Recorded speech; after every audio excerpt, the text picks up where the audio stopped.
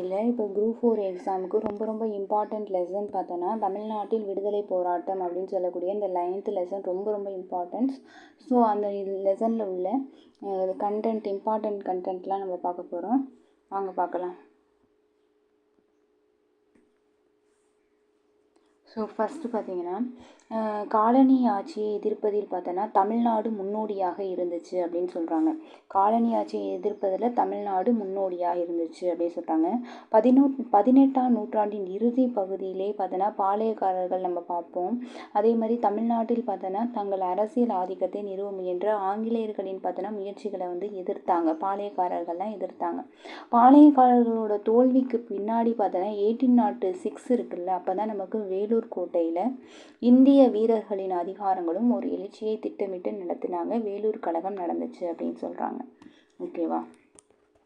Next என்ன சொல்கிறாங்கன்னா, புரட்சி பார்த்தோன்னா அந்த புரட்சி பார்த்தோன்னா தென்னிந்தியாவின் பல இராணுவ முகாம்கள் எல்லாம் எதிரொலித்துச்சு.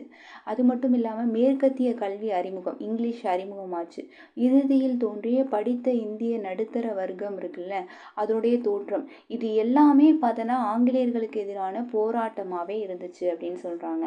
ஓகேவா? அடுத்து தமிழ்நாட்டில்னு பார்க்குறப்ப தமிழ்நாட்டில் நடைபெற்ற விடுதலை போராட்டம் ஒரு தனித்தன்மை வாய்ந்ததுன்னு சொல்கிறாங்க. ஏன் அப்படி சொல்கிறாங்கன்னா, தொடக்கத்திலிருந்தே ஆங்கிலேயரை பார்த்தோன்னா ஆங்கிலேயரிடமிருந்து விடுதலை பெறுவதற்கான போராட்டமாக மட்டும் இல்லாமல் தீங்கினை விளைவிக்கும் சாதி முறை ஏற்படுத்தியிருந்த சமூக தடைகளை பார்த்தோன்னா விடுதலை பெறுவதற்கான போராட்டமாகவும் இருந்துச்சுன்னு சொல்கிறாங்க. இந்த பாடத்தில் தமிழ்நாட்டில் எப்படியெல்லாம் வெவ்வேறு கருத்தியல்கள் பற்றிய தேசியவாதிகள் அவங்க வகித்த பாத்திரங்கள் எப்படி இருந்துச்சு அப்படிங்கிறத பார்க்க போகிறோம். ஸோ நம்ம இந்த பேராகிராஃபில் அப்படின்னு எடுத்துட்டோம்னா, இந்த பேராகிராஃபில் என்ன சொல்கிறாங்கன்னா, தொடக்கத்திலேருந்தே நம்ம ஆங்கிலேயர்களை எதிர்த்துருக்கோம், பாளையக்காரர்கள் எதிர்த்துருக்காங்க. அடுத்து 1806 வேலூர் கழகம் நடந்துச்சு, அப்பையும் நம்ம எதிர்த்தோம். அதே மாதிரி பார்த்தோன்னா தென்னிந்தியாவில் இராணுவமாங்கள், அதுக்கப்புறம் மேற்கத்திய கல்வியாக இருக்கட்டும், படித்த இந்திய நடுத்தர வர்க்கம்லாம் இருக்கட்டும், இவங்கெல்லாம் என்ன பண்ணுறாங்கன்னா விடுதலை போராட்டத்துக்காக தமிழ்நாட்டிலையும் விடுதலை போராட்டம் ஒரு தனித்தன்மையாக இருந்துச்சு அப்படின்னு சொல்கிறாங்க. அது மட்டும் இல்லாமல் நம்மளோட விடுதலை பெறுவதற்கான போராட்டமாக மட்டும் இல்லாமல் தீங்கினையும் விளைவிக்கும் சாதி முறை சமூக தடைகளை எல்லாம் பார்த்தோன்னா எதிர்ப்பதற்கான போராட்டமாகவும் தமிழ்நாட்டில் இருந்துச்சு. தமிழ்நாட்டில் எப்படியெல்லாம் தேசியவாதிகள் அவங்க இங்கே என்னென்ன பாத்திரத்தை வகித்தாங்க அப்படிங்கிறத பார்க்க போகிறோம். ஓகேவா? ஃபஸ்ட்டு பார்த்தோன்னா தமிழ்நாட்டில் தொடக்க காலத்தில் தேசிய அதிர்வுகள் அப்படின்னு எடுத்துட்டோம்னா, ஃபஸ்ட்டு பார்த்தோன்னா சென்னை வாசிகள் சங்கம் பார்த்தோன்னா தென்னிந்தியாவில் தொடங்கப்பட்ட காலத்தால் முற்பட்ட ஒரு அமைப்பு அப்படின்னு சொல்கிறாங்க. ஏன் அதை காலத்தால் முற்பட்ட அமைப்புன்னு சொல்கிறாங்கன்னா, இது 1852 பிப்ரவரி மாதம் 26ஆம் தேதி. ஓகேவா? ஸோ இந்த டைம் இதை தொடங்கியிருப்பாங்க. அது காலத்தால் முற்பட்ட அமைப்பு. இந்த அமைப்பு பார்த்தோன்னா ஒரு தனிப்பட்ட குழுக்களின் விருப்பங்களை காட்டிலும் பொதுமக்களோட தேவைகளை பார்த்தோன்னா அனைவருக்கும் தெரிவிக்கும் நோக்கத்தில் தான் உருவாக்குனுச்சு அப்படின்னு சொல்கிறாங்க. ஓகேவா? அடுத்து பார்த்தோன்னா கஜலு லட்சுமண அரசு 1852 கஜலு லட்சுமண அரசு, அதே மாதிரி சீனிவாசனார் அவர்களை சேர்ந்தோர்கள் தான் இதை நிறுவியிருக்காங்க. 1852 கஜலு லட்சுமண அரசு சீனிவாசனார், ரொம்ப இம்பார்ட்டன்ட். கஜலு லட்சுமண அரசு சீனிவாசனார் இவங்க தான் இந்த அமைப்பை உருவாக்கியிருப்பாங்க அப்படின்னு சொல்கிறாங்க. இந்த அமைப்பில் அதிக எண்ணிக்கையில் யார் இருந்தாங்கன்னா வணிகர்கள் தான் இருந்தாங்க. தனது உறுப்பினர்களோட நலன்களை பார்த்தோன்னா முன்னெடுப்பது, வரிகளை குறைக்க செய்வது, அதே மாதிரி இதுதான் இந்த அமைப்போட நோக்கமாக இருந்துச்சு. ஒன்று உறுப்பினர்களோட நலன்களை முன்னெடுப்பது, ரெண்டாவது வணிகர்களை பார்த்தோன்னா அவங்களுக்கு விதிக்கப்பட்ட வரிகளை குறைக்க செய்கிறது. இதுதான் அவங்களுடைய நோக்கமாக இருந்துச்சு அப்படின்னு சொல்கிறாங்க. மேலும் கிறிஸ்துவ சமய பரப்பாளர்கள் இருக்காங்கல்ல, அவர்களோட செயல்பாடுகளுக்கு அரசு என்ன பண்ணாங்கன்னா ஆதரவளித்தது. அதை இந்த மெட்ராஸ் நேட்டிவ் அசோசியேஷன் சொல்லக்கூடிய சென்னை வாசிகள் சங்கம் எதிர்த்தாங்க. மக்களோட நிலை, அவர்களோட தேவைகள் இதெல்லாம் அரசோட கவனத்துக்கு திருப்பும் பணியை இந்த அமைப்பு செஞ்சுச்சு அப்படின்னு சொல்கிறாங்க. அதுக்கப்புறம் என்ன சொல்கிறாங்கன்னா, வருவாய்த்துறை அதிகாரிகளால் விவசாயிகள் வந்து சித்திரவதைப்படுவதற்காக எதிராக இந்த அமைப்பு நடத்திய போராட்டம் வந்து முக்கிய பங்கு அப்படின்னு சொல்கிறாங்க. வருவாய்த்துறை அதிகாரிகள் வந்து என்ன பண்ணுறாங்கன்னா, விவசாயிகளை சித்திரவதைப்படுத்தினாங்க. அதுக்கு எதிராக இவங்க போராட்டம் பண்ணாங்க. இந்த அமைப்பு மேற்கொண்ட முயற்சியினால் என்னாச்சுன்னா, சித்திரவதை ஆணையம் அப்படின்னு சொல்லக்கூடிய டார்ச்சர் கமிஷன் நிறுவப்பட்டது. இதனால் என்ன சொல்கிறாங்கன்னா, சித்திரவதை முறைகள் எல்லாமே பார்த்தோன்னா கட்டாயமாக வரி வசூல் முறையெல்லாம் நியாயப்படுத்தி இந்த சித்திரவதை சட்டம் அப்படிங்கிறத வந்து ஒழிச்சிருப்பாங்க. டார்ச்சர் ஆக்டை வந்து ஒழிச்சிருப்பாங்க. இந்த அமைப்பு வந்து 1862 வந்து இல்லாமல் செயல்லேருந்து போயிருச்சு அப்படின்னு சொல்கிறாங்க. ஸோ அப்போ இந்த பேராகிராஃபில் நம்ம என்ன இம்பார்ட்டண்ட்டாக பார்க்க போகிறோம் அப்படின்னு பார்த்தீங்கன்னா, ஃபஸ்ட்டு வந்து இந்த அமைப்பு எப்போ தொடங்குச்சு? 1852 பிப்ரவரி மாதம் 26ன்னு சொல்கிறாங்க. இது ஒரு காலத்தால் முற்பட்ட அமைப்பு. அதே மாதிரி இந்த அமைப்பு வந்து பார்த்தீங்கன்னா, தனிப்பட்ட குழுக்களோட விருப்பங்கள் இல்லாமல் பொதுமக்களோட தேவைகள் என்ன அதை தெரிவிக்கிறது நோக்கமாக தான் இந்த அமைப்பை உருவாக்குனாங்க. இந்த அமைப்பு வந்து பார்த்தோன்னா 1852 கஜலு லட்சுமண அரசு சீனிவாசனா இவங்க 2 பேரும் சேர்ந்து தான் இந்த அமைப்பை உருவாக்கியிருக்காங்க. அவங்க மட்டும் இல்லாமல் மற்ற சில பேர் அவர்களை சேர்ந்தவர்களால் உருவாக்கப்பட்டது. இந்த அமைப்பில் அதிகமாக யார் இருந்தாங்கன்னா, வணிகர்கள் தான் அங்கம் வகித்தாங்க அப்படின்னு சொல்கிறாங்க. இந்த அமைப்போடைய நோக்கம் என்னவா இருந்துச்சுன்னா, உறுப்பினர்களோட நலன்களை முன்னெடுப்பது, வரிகளை குறைக்க செய்வது. இதுதான் இந்த அமைப்புடைய நோக்கமாக இருந்துச்சு அப்படின்னு சொல்கிறாங்க. அதுக்கப்புறமேட்டு பார்த்தோன்னா, கிறிஸ்துவ மதத்தை பரப்பக்கூடியவங்களுக்கு அரசு ஆதரவு அளிச்சதுனால இந்த அமைப்பு அதை எதிர்த்தாங்க அப்படின்னு சொல்கிறாங்க. அதே மாதிரி பார்த்தோன்னா, மக்களோட நிலை, அவர்களோட தேவைகள் இதெல்லாம் பார்த்தோன்னா அரசுடைய கவனத்துக்கு கொண்டு சேரதே இந்த அமைப்புடைய பணியாக இருந்துச்சு அப்படின்னு சொல்கிறாங்க. அடுத்து வருவாய்த்துறை அதிகாரிகளால் விவசாயிகள் சித்திரவதைப்பட்டாங்க. ஸோ அதை வந்து இந்த அமைப்பு வந்து எதிர்த்து போராட்டம் நடத்துச்சு. அதனால் என்ன ஆச்சுன்னா, இந்த அமைப்பு கொண்ட போராட்டத்தினால சித்திரவதை ஆணையம் அப்படின்னு சொல்லக்கூடிய டார்ச்சர் கமிஷன் நிறுவப்பட்டது. அதில் வந்து என்ன சொல்கிறாங்கன்னா, சித்திரவதை முறைகள் பார்த்தோன்னா கட்டாயமாக வரி வசூல் செஞ்சாங்கள்ல, அதை நியாயப்படுத்தின ஒரு சட்டம் வந்து பார்த்தோன்னா சித்திரவதை சட்டம். அதை தான் டார்ச்சர் ஆக்ட்னு சொல்லுவாங்க. அந்த ஆக்டை வந்து ஒழிச்சிட்டாங்க. அந்த ஆக்டை என்ன பண்ணிட்டாங்கன்னா ஒழிச்சிட்டாங்க. 1852 உருவான அந்த அமைப்பு வந்து 1862 இல்லாமல் போயிருச்சு அப்படின்னு சொல்கிறாங்க. ஓகேவா? அடுத்து வந்து பார்த்தீங்கன்னா, தேசியவாத பத்திரிகைகளின் தொடக்கங்கள். தி ஹிந்து, அப்புறம் சுதேசமித்திரன் 2 பத்திரிகை. தி முத்துசாமி அப்படிங்கிறவர் யாருன்னா, சென்னை உயர்நீதிமன்றத்துடைய முதல் இந்திய நீதிபதி. 1877 வந்து சென்னையுடைய முதல் இந்திய நீதிபதியாக நியமிக்கப்பட்டவர் அப்படின்னா டி முத்துசாமி. ரொம்ப ரொம்ப இம்பார்ட்டன்ட் கொஷின். டி முத்துசாமி சென்னையுடைய முதல் இந்திய நீதிபதியாக நியமிக்கப்பட்டவர் அப்படின்னா டி முத்துசாமி 1877. சென்னை மாகாணத்தில் பெரும் பரபரப்பை ஏற்படுத்துச்சான். ஏன்னா இவரை நியமிக்கப்பட்டதுனால. ஒரு இந்தியர் வந்து எப்படி நீதிபதியாக பணியமர்த்தப்படலாம் அப்படின்னு சொல்லி சென்னையை சேர்ந்த அனைத்து பத்திரிகைகளும் என்ன பண்ணாங்கன்னா விமர்சனம் செஞ்சாங்களாம். அந்த எதிர்ப்பு தெரிவித்த அனைத்து பத்திரிகைகளையும் பார்த்தோம்னா ஐரோப்பியர்களால் நடத்தப்படுவது அப்படின்னு சொல்லி கல்வி கற்ற இந்தியர்கள் எல்லாமே அதை தெரிஞ்சுக்கிட்டாங்க. ஏன் எதிர்ப்பு தெரிவிக்கிறாங்க? நம்ம இந்தியர்களை தானே நியமித்தாங்க அப்படின்னு சொல்லி நினச்சப்ப எதிர்ப்பு தெரிவித்த பத்திரிகைகள் எல்லாம் யாரால் நடத்தப்பட்டது? ஐரோப்பியர்களால் நடத்தப்பட்டது அப்படின்னு சொல்லி கல்வி கற்ற இளைஞர்கள் உணர்ந்தது. இது குறித்து இந்தியரின் எண்ணங்கள் வெளிப்படுத்த ஒரு செய்தி பத்திரிகை நமக்கு வேணும் அப்படின்னு சொல்லி உணரப்பட்டது. அப்போ தான் என்ன ஆச்சுன்னா, ஜி சுப்பிரமணியன், என் வீரராகவச்சாரியார், அதே மாதிரி அவர்களுடைய நண்பர்கள் 4 பேரும் சேர்ந்து 1878 தி ஹிந்து அப்படிங்கிற செய்தி பத்திரிகையை தொடங்கினாங்க. ஜி சுப்பிரமணியன், அதே மாதிரி எம் வீரராகவச்சாரியார், அதே மாதிரி பார்த்தோம்னா 4 நண்பர்கள் சேர்ந்து 1878 வந்து என்ன பண்ணாங்கன்னா தி ஹிந்து அப்படிங்கிற பத்திரிகையை உருவாக்குனாங்க. மிக விரைவில் இந்த செய்தி பத்திரிகை தேசிய பிரச்சாரத்திற்கான ஒரு கருவியாக மாறிடுச்சு அப்படின்னு சொல்கிறாங்க. அப்புறம் இந்த ஜி சுப்பிரமணியன் இருக்கார்ல, இவர் என்ன பண்ணார்னா, இந்த ஜி சுப்பிரமணியன் 1891 பார்த்தோன்னா சுதேசமித்திரன் என்ற பெயரில் பார்த்தோன்னா தமிழில் ஒரு தேசிய பருவ இதழையும் தொடங்கினார். 1891 பார்த்தோன்னா ஜி சுப்பிரமணியன் தமிழில் ஒரு தேசிய பருவ இதழ்னு சொல்லக்கூடிய சுதேசமித்திரன் அப்படிங்கிற பருவ இதழை தொடங்கினார். 1899 அந்த பருவ இதழாக இருந்தது பார்த்தோன்னா நாளிதழாக மாறியது. அதுக்கப்புறம் இந்தியன் பேட்ரியாட்டு, அப்புறம் சவுத் இந்தியன் மெயிலு, அடுத்து மெட்ராஸ் ஸ்டாண்டர்டு, தேசபிமானி, விஜயா, சூரியோதயம், அதே மாதிரி பார்த்தோன்னா இந்தியா போன்ற உள்நாட்டு பத்திரிகைகள் தொடங்குவதற்கு ஊக்கமளித்தது அப்படிங்கிறாங்க. ஸோ இந்த பேராகிராஃபில் என்ன இம்பார்ட்டண்ட் அப்படின்னு பார்த்தோன்னா, டி. முத்துசாமி அப்படிங்கிற ஒரு இந்தியரை வந்து உயர்நீதிமன்றத்துடைய இந்தியாவின் முதல் நீதிபதியாக நியமித்தாங்க 1877. ஸோ இது வந்து பார்த்தோன்னா சென்னை மாகாணத்தில் ரொம்ப பெரிய பரபரப்பை ஏற்படுத்துச்சு அப்படின்னு சொல்கிறாங்க. அதுக்கப்புறம் என்னாச்சுன்னா, ஒரு இந்தியர் நீதிபதியாக நியமித்ததுனால தான் இவங்க எல்லாம் வந்து பார்த்தோன்னா எல்லா பத்திரிகையும் பார்த்தோன்னா விமர்சனம் செஞ்சிச்சு. ஸோ அதனால் என்ன பண்ணாங்கன்னா, விமர்சனம் செஞ்ச அனைத்து பத்திரிகைகளும் ஐரோப்பியர்களால் நடத்தப்பட்டது அப்படின்னு சொல்லி கல்வி கற்ற இளைஞர்கள் உணர்ந்தாங்க. ஸோ அதனால் வந்து நம்மள இந்தியர்களோட எண்ணங்களை தெரிவிக்க ஒரு பத்திரிகை வேணும் அப்படின்னு நினச்சாங்க. ஜி. சுப்பிரமணியனும் வீரராகவாச்சாரியர், அதே மாதிரி பார்த்தோம்னா நால்வர், அவங்களுடைய ஃப்ரெண்ட்ஸு 4 பேர் சேர்ந்து 1878 தி ஹிந்து அப்படிங்கிற பத்திரிகையை வந்து உருவாக்குறாங்க. ஓகேவா? ஸோ அதுக்கப்புறமேட்டு இது தேசிய பிரச்சாரத்திற்கான கருவியாக அந்த பத்திரிகை மாறிடுச்சு அப்படின்னு சொல்கிறாங்க. அதுக்கப்புறமேட்டு பார்த்தோம்னா இது ஜி. சுப்பிரமணியன் 1897 என்ன பண்ணுறாருன்னா சுதேசமித்திரன் அப்படிங்கிற தமிழில் வந்து ஒரு பருவ இதழை வந்து உருவாக்குறாரு. அது 1899 வந்து அது நாளிதழாக மாறிடுச்சு. அது மட்டும் இல்லாமல் Indian Patriot, South Indian Mail, Madras Standard, Deshabhimani, Vijaya, Suryodayam, India, இந்த மாதிரி பத்திரிகைகள்லாம் உள்நாட்டு பத்திரிகைகள்லாம் தொடங்குவதற்கு இது ஒரு ஊக்கமளித்துச்சு அப்படின்னு சொல்கிறாங்க.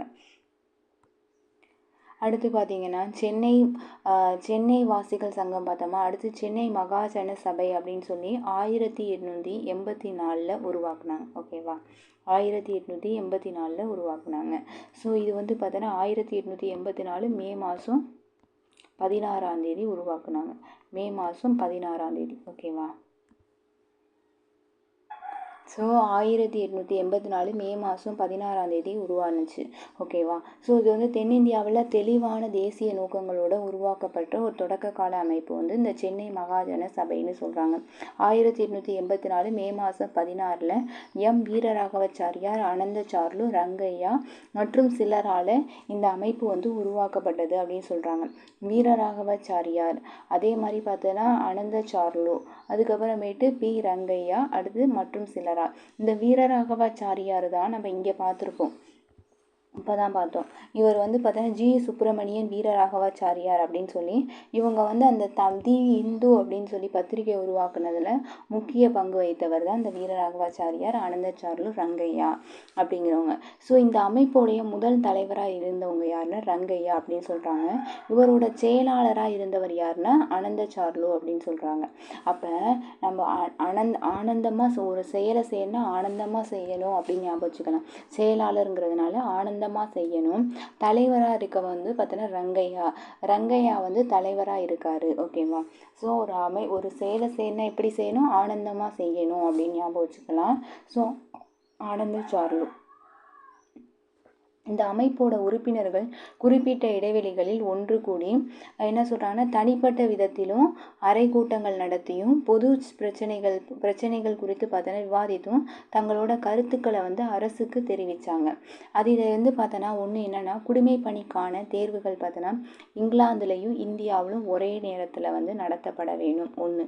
அடுத்து வந்து பார்த்தோன்னா லண்டனில் உள்ள இந்திய கவுன்சிலை பார்த்தோன்னா மூடுவது 2. ஓகேவா? அடுத்து வரிகளை வந்து குறைப்பது 3. அதுக்கப்புறமேட்டு பார்த்தோன்னா இராணுவ குடியியல் நிர்வாக செலவுகளை குறைப்பது 4. இராணுவ குடியியல் நிர்வாக செலவுகளை குறைப்பது. அதே மாதிரி இந்த மாதிரியான கோரிக்கைகளை வச்சாங்க. ஒன்று வந்து பார்த்தோம்னா ஒரே இந்தியாவிலையும் இங்கிலாந்துலேயும் ஒரே மாதிரியான ஒரே சமயத்தில் பார்த்தோன்னா குடிமை பணிக்கான தேர்வு நடத்தணும் 1. 2வது வந்து பார்த்தோன்னா இந்திய கவுன்சிலை லண்டனில் மூடணும். அதே மாதிரி 3வது வரிகளை குறைக்கணும், இராணுவ குடியியல் நிர்வாக செலவுகளை வந்து குறைக்கணும் அப்படின்னு சொல்லி கோரிக்கை வச்சாங்க. ஸோ இந்த அமைப்பு வந்து பார்த்தோன்னா பல கோரிக்கைகளுக்கு பின்னர் பார்த்தோன்னா 1885 உருவாக்கப்பட்ட இந்திய தேசிய காங்கிரஸில் வந்து இதெல்லாம் வந்து அவங்களுடைய கோரிக்கையாக மாற்றப்பட்டன, அவங்களோட இணைஞ்சிட்டாங்க. ஸோ இந்த பேராகிராஃபில் எது இம்பார்ட்டன்ட் பார்த்தோம்னா, தென்னிந்தியாவில் தெளிவான தேசிய நோக்கங்களோடு உருவாக்கப்பட்ட அமைப்பு சென்னை மகாஜன சபை. இது 1884 மே மாதம் 16 உருவாச்சு. வீரராகவாச்சாரியார், அனந்தச்சார்லு ரங்கையா அவர் தான் மற்றும் சிலரால் இந்த அமைப்பு வந்து உருவாச்சு. முதல் தலைவர் யாருன்னா ரங்கையா தான் முதல் தலைவர். செயலாளர் வந்து அனந்தச்சார்லு. ஆனந்தமாக ஒரு செயலை செய்யணும் அப்படிங்கிறது ஷார்ட்கட்டு. நெக்ஸ்ட்டு வந்து பார்த்தோம்னா இந்த அமைப்பு வந்து பார்த்தோன்னா தனிப்பட்ட விதத்திலும் சரி அரை கூட்டங்கள் நடத்தியும் பொது பிரச்சனைகள் குறித்து விவாதித்து அரசுக்கு தெரியப்படுத்தினாங்க அப்படின்னு சொல்கிறாங்க. அவங்க கோரிக்கைகள் என்னவா இருந்துச்சுன்னா, முதல் கோரிக்கை பார்த்தோன்னா இந்தியாவிலையும் இங்கிலாந்துலையும் ஒரே மாதிரியான குடிமை பணி தேர்வு நடத்தணும். லண்டனில் இருக்கக்கூடிய இந்திய கவுன்சிலை மூடணும். அதே மட்டும் வரிகளை குறைக்கணும். இராணுவ குடியியல் நிர்வாக செலவுகளை வந்து குறைக்கணும். இதெல்லாம் கோரிக்கையாக இருந்துச்சு. இந்த கோரிக்கை வந்து 1885 உருவான இந்திய தேசிய காங்கிரஸோட கோரிக்கைகளாக மாறுனுச்சு அப்படின்னு சொல்கிறாங்க. மிதவாத கட்டம் அப்படின்னு பார்த்தோம்னா சென்னை மகாஜன சபை இருக்குல்ல, சென்னை மகாஜன சபை பார்த்தோன்னா போன்ற மாகாண அமைப்புகள்லாம் பார்த்தோன்னா அகில இந்திய அளவிலான அமைப்புகள் நிறுவுவதற்கு வழிகோடியது அப்படின்னு சொல்கிறாங்க.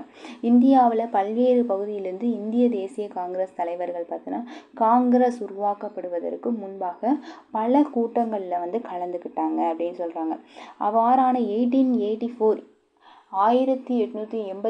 டிசம்பர் மாதம் அடையாறில் வந்து பிரம்ம ஞான சபை அப்படின்னு ஒரு கூட்டம் நடந்துச்சு. அதில் பார்த்தோன்னா தாதாபாய் நவ்ரோஜி, கேடி தெலாங்கு, சுரேந்திரநாத் பானர்ஜி மற்றும் சில முக்கிய தலைவர்கள்லாம் சென்னையிலிருந்து பார்த்தோன்னா ஜி சுப்பிரமணியன், ரங்கையா, அனந்தச்சார்லு போன்றோரும் இந்த கூட்டத்தில் கலந்துக்கிட்டாங்க அப்படின்னு சொல்கிறாங்க.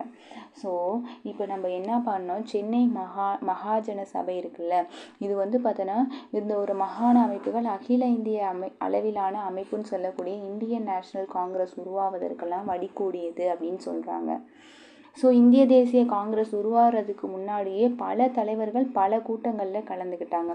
1884 டிசம்பரில் அடையாறில் பிரம்ம ஞான சபை அப்படிங்கிற கூட்டம் கூடுச்சு. அதில் தாதாபாய் நவ்ரோஜியாக இருக்கட்டும், கேடி தெலாங், சுரேந்திரநாத் பானர்ஜி மற்ற சில முக்கியமான தலைவர்களும் பார்த்தோன்னா சென்னையிலிருந்து பார்த்தோன்னா சுஜி சுப்பிரமணியன், ரங்கையா, அனந்தச்சார்லு அந்த கூட்டத்தில் கலந்துக்கிட்டாங்க அப்படின்னு சொல்கிறாங்க. இந்தியன் நேஷனல் காங்கிரஸ் உருவாகிறதுக்கு முன்னாடியே மக்கள் வந்து நிறையா கூட்டங்களில் கலந்துக்கிட்டு பொது பிரச்சனைகளை எடுத்து விவாதித்தாங்க அப்படிங்கிறத சொல்ல வராங்க.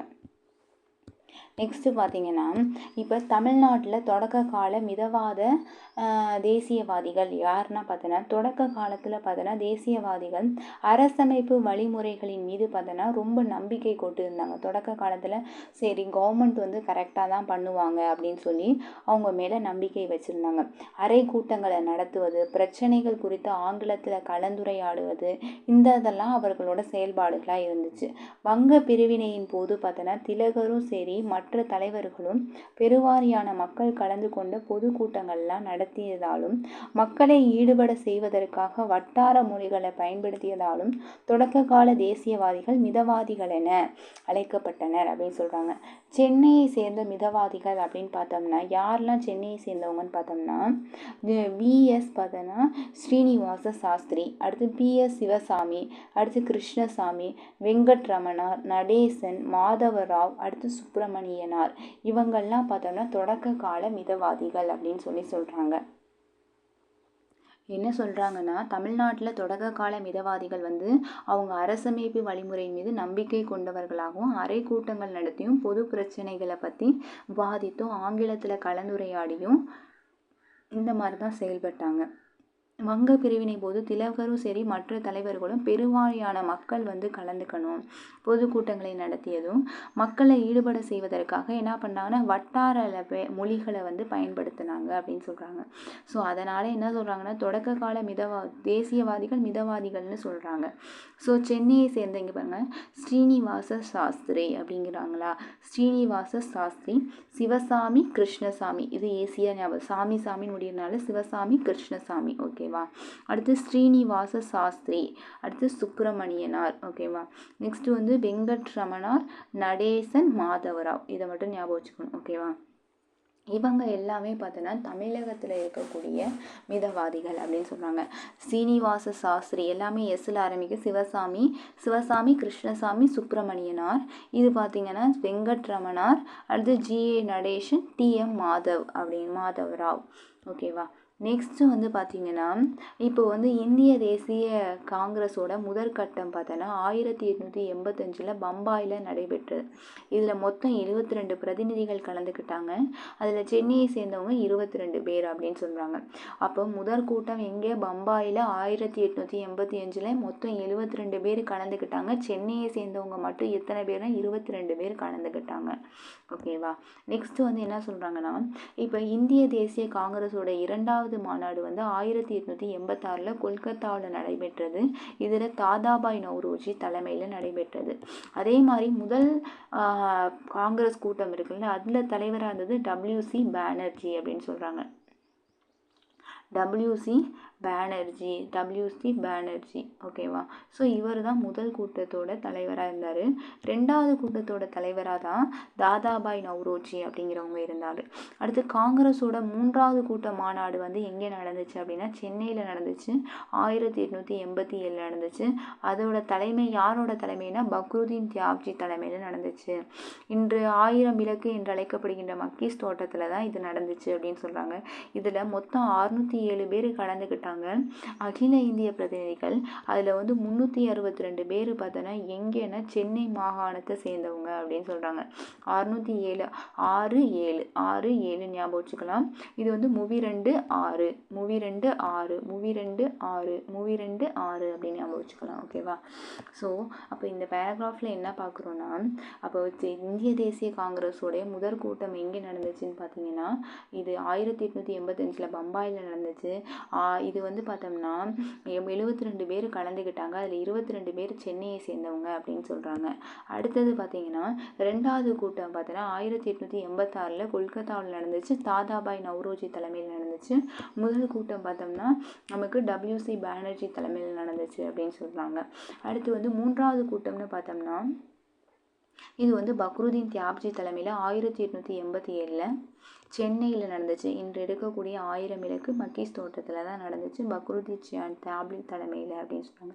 மொத்தம் 607 பேர் வந்து கலந்துக்கிட்டாங்க. அதில் 362 பேர் பார்த்தீங்கன்னா சென்னையை சேர்ந்தவங்க. இதை எப்படி ஞாபகம் வச்சுக்கலாம்னா 6 7 நடுவில் 0 போட்டுக்கணும். இதில் மூவி 2 6 அப்படின்னு சொல்லி இதை ஞாபகம் வச்சுக்கலாம். அடுத்து வந்து பார்த்திங்கன்னா இப்போ தமிழ்நாடு அப்படிங்கிறது பார்த்தோன்னா அந்த சென்னை மாகாணம் அப்படிங்கிறது ஒரு பகுதியாக இருந்தது. இப்போ சென்னை மாகாணம் என்பது பார்த்தோன்னா ஆந்திர பிரதேசத்தோட பெரும்பகுதி. அப்படின்னா கடற்கரை மாவட்டங்கள் ராயலசீமாவும், கர்நாடகாவை சேர்ந்த பெங்களூரு, பெல்லாரி, தெற்கு கனராவும், கேரளாவை சேர்ந்த மலபாரும், ஒடிசாவோட கஞ்சமோட சில பகுதிகளையும் உள்ளடக்கியது தான் இந்த சென்னை மாகாணம் அப்படின்னு சொல்கிறாங்க. ஓகேவா. ஸோ அப்போ வந்து என்ன சொல்கிறாங்கன்னா ஆந்திர பிரதேச சேர்ந்த கடற்கரை மாவட்டங்கள் மற்றும் ப்ளஸ் ராயலசீமா அப்படிங்கிறது இருக்குது. கர்நாடகாவில் பெங்களூரு, பெல்லாரி, தெற்கு கன்னரா, கேரளாவில் மலபாரு, அடுத்து ஒடிசாவில் கஞ்சம், அந்த சில பகுதிகளையும் உள்ளடக்கியது தான் சென்னை மாகாணம். அடுத்து சுதேசி இயக்கம் எப்படி இருந்துச்சு அப்படின்னு பார்த்தோன்னா வங்க பிரிவினை 1905 அப்படிங்கிறது வங்க பிரிவினை. அப்போ இது வந்து என்ன பண்ணுச்சுன்னா சுதேசி இயக்கத்திற்கு இட்டு சென்று விடுதலை போராட்டத்தின் போக்கை வந்து மாற்றுச்சு அப்படின்னு சொல்கிறாங்க. இந்தியாவில் பல பகுதி குறிப்பாக வங்காளம், அப்புறம் பஞ்சாப், மகாராஷ்டிரா ஆகிய பகுதிகளில் புகழ்பெற்ற தலைவர்கள்லாம் தோன்றுனாங்க. அதில் கொல்கத்தாவில் பார்த்தோன்னா காங்கிரஸில் நடைபெற்ற திட்டத்தின்படி சுதேசி என்ன சொல்கிறாங்கன்னா மேற்கொள்ளப்பட்ட காங்கிரஸ்னால என்ன மேற்கொள்ளப்படும் ஃபஸ்ட்டு சுதேசி நிறுவனங்களை ஊக்குவிக்கணும் ஒன்று. ரெண்டாவது அந்நிய பண்டங்களை வந்து புறக்கணிக்கணும். ரெண்டாவது. மூணாவது வந்து பார்த்தோன்னா தேசிய கல்வியை முன்னெடுக்கணும். இதெல்லாம் வந்து கொல்கத்தாவில் வந்து நடைபெற்ற காங்கிரஸால் மேற்கொள்ளப்பட்ட திட்டங்கள் அப்படின்னு சொல்லலாம். ஓகேவா. ஸோ நம்ம இந்த பேராகிராஃபில் என்ன பார்க்குறோம் அப்படின்னு பார்த்தோம்னா சுதேசி இயக்கம் பார்த்தோன்னா வங்க பிரிவினை 1905 இது சுதேசி இயக்கத்திற்கு இட்டு சென்றது அப்படின்னு சொல்கிறாங்க. ஸோ அதுக்கப்புறமேட்டு பார்த்தோன்னா அதுலேயும் பார்த்தோன்னா குறிப்பாக வந்து வங்காளத்துலேயும் சரி, வங்காளம் அதே மாதிரி பஞ்சாப்பு, அடுத்து வந்து மகாராஷ்டிரா அந்த பகுதிகளில் புகழ்பெற்ற தலைவர்கள் உருவானாங்க. கொல்கத்தாவில் பார்த்தோன்னா காங்கிரஸ் மேற்கொள்ளப்பட்ட திட்டம் என்னன்னு பார்த்தோன்னா சுதேசி நிறுவனங்களை ஊக்குவிக்கணும், அந்நிய பொருட்களை அந்நிய பண்டங்கள்லாம் புறக்கணிக்கணும், அடுத்து வந்து தேசிய கல்வியை முன்னெடுக்கணும். இதுதான் அங்கே நடைமுறைப்படுத்தினாங்க அப்படின்னு சொல்கிறாங்க. ஓகேவா.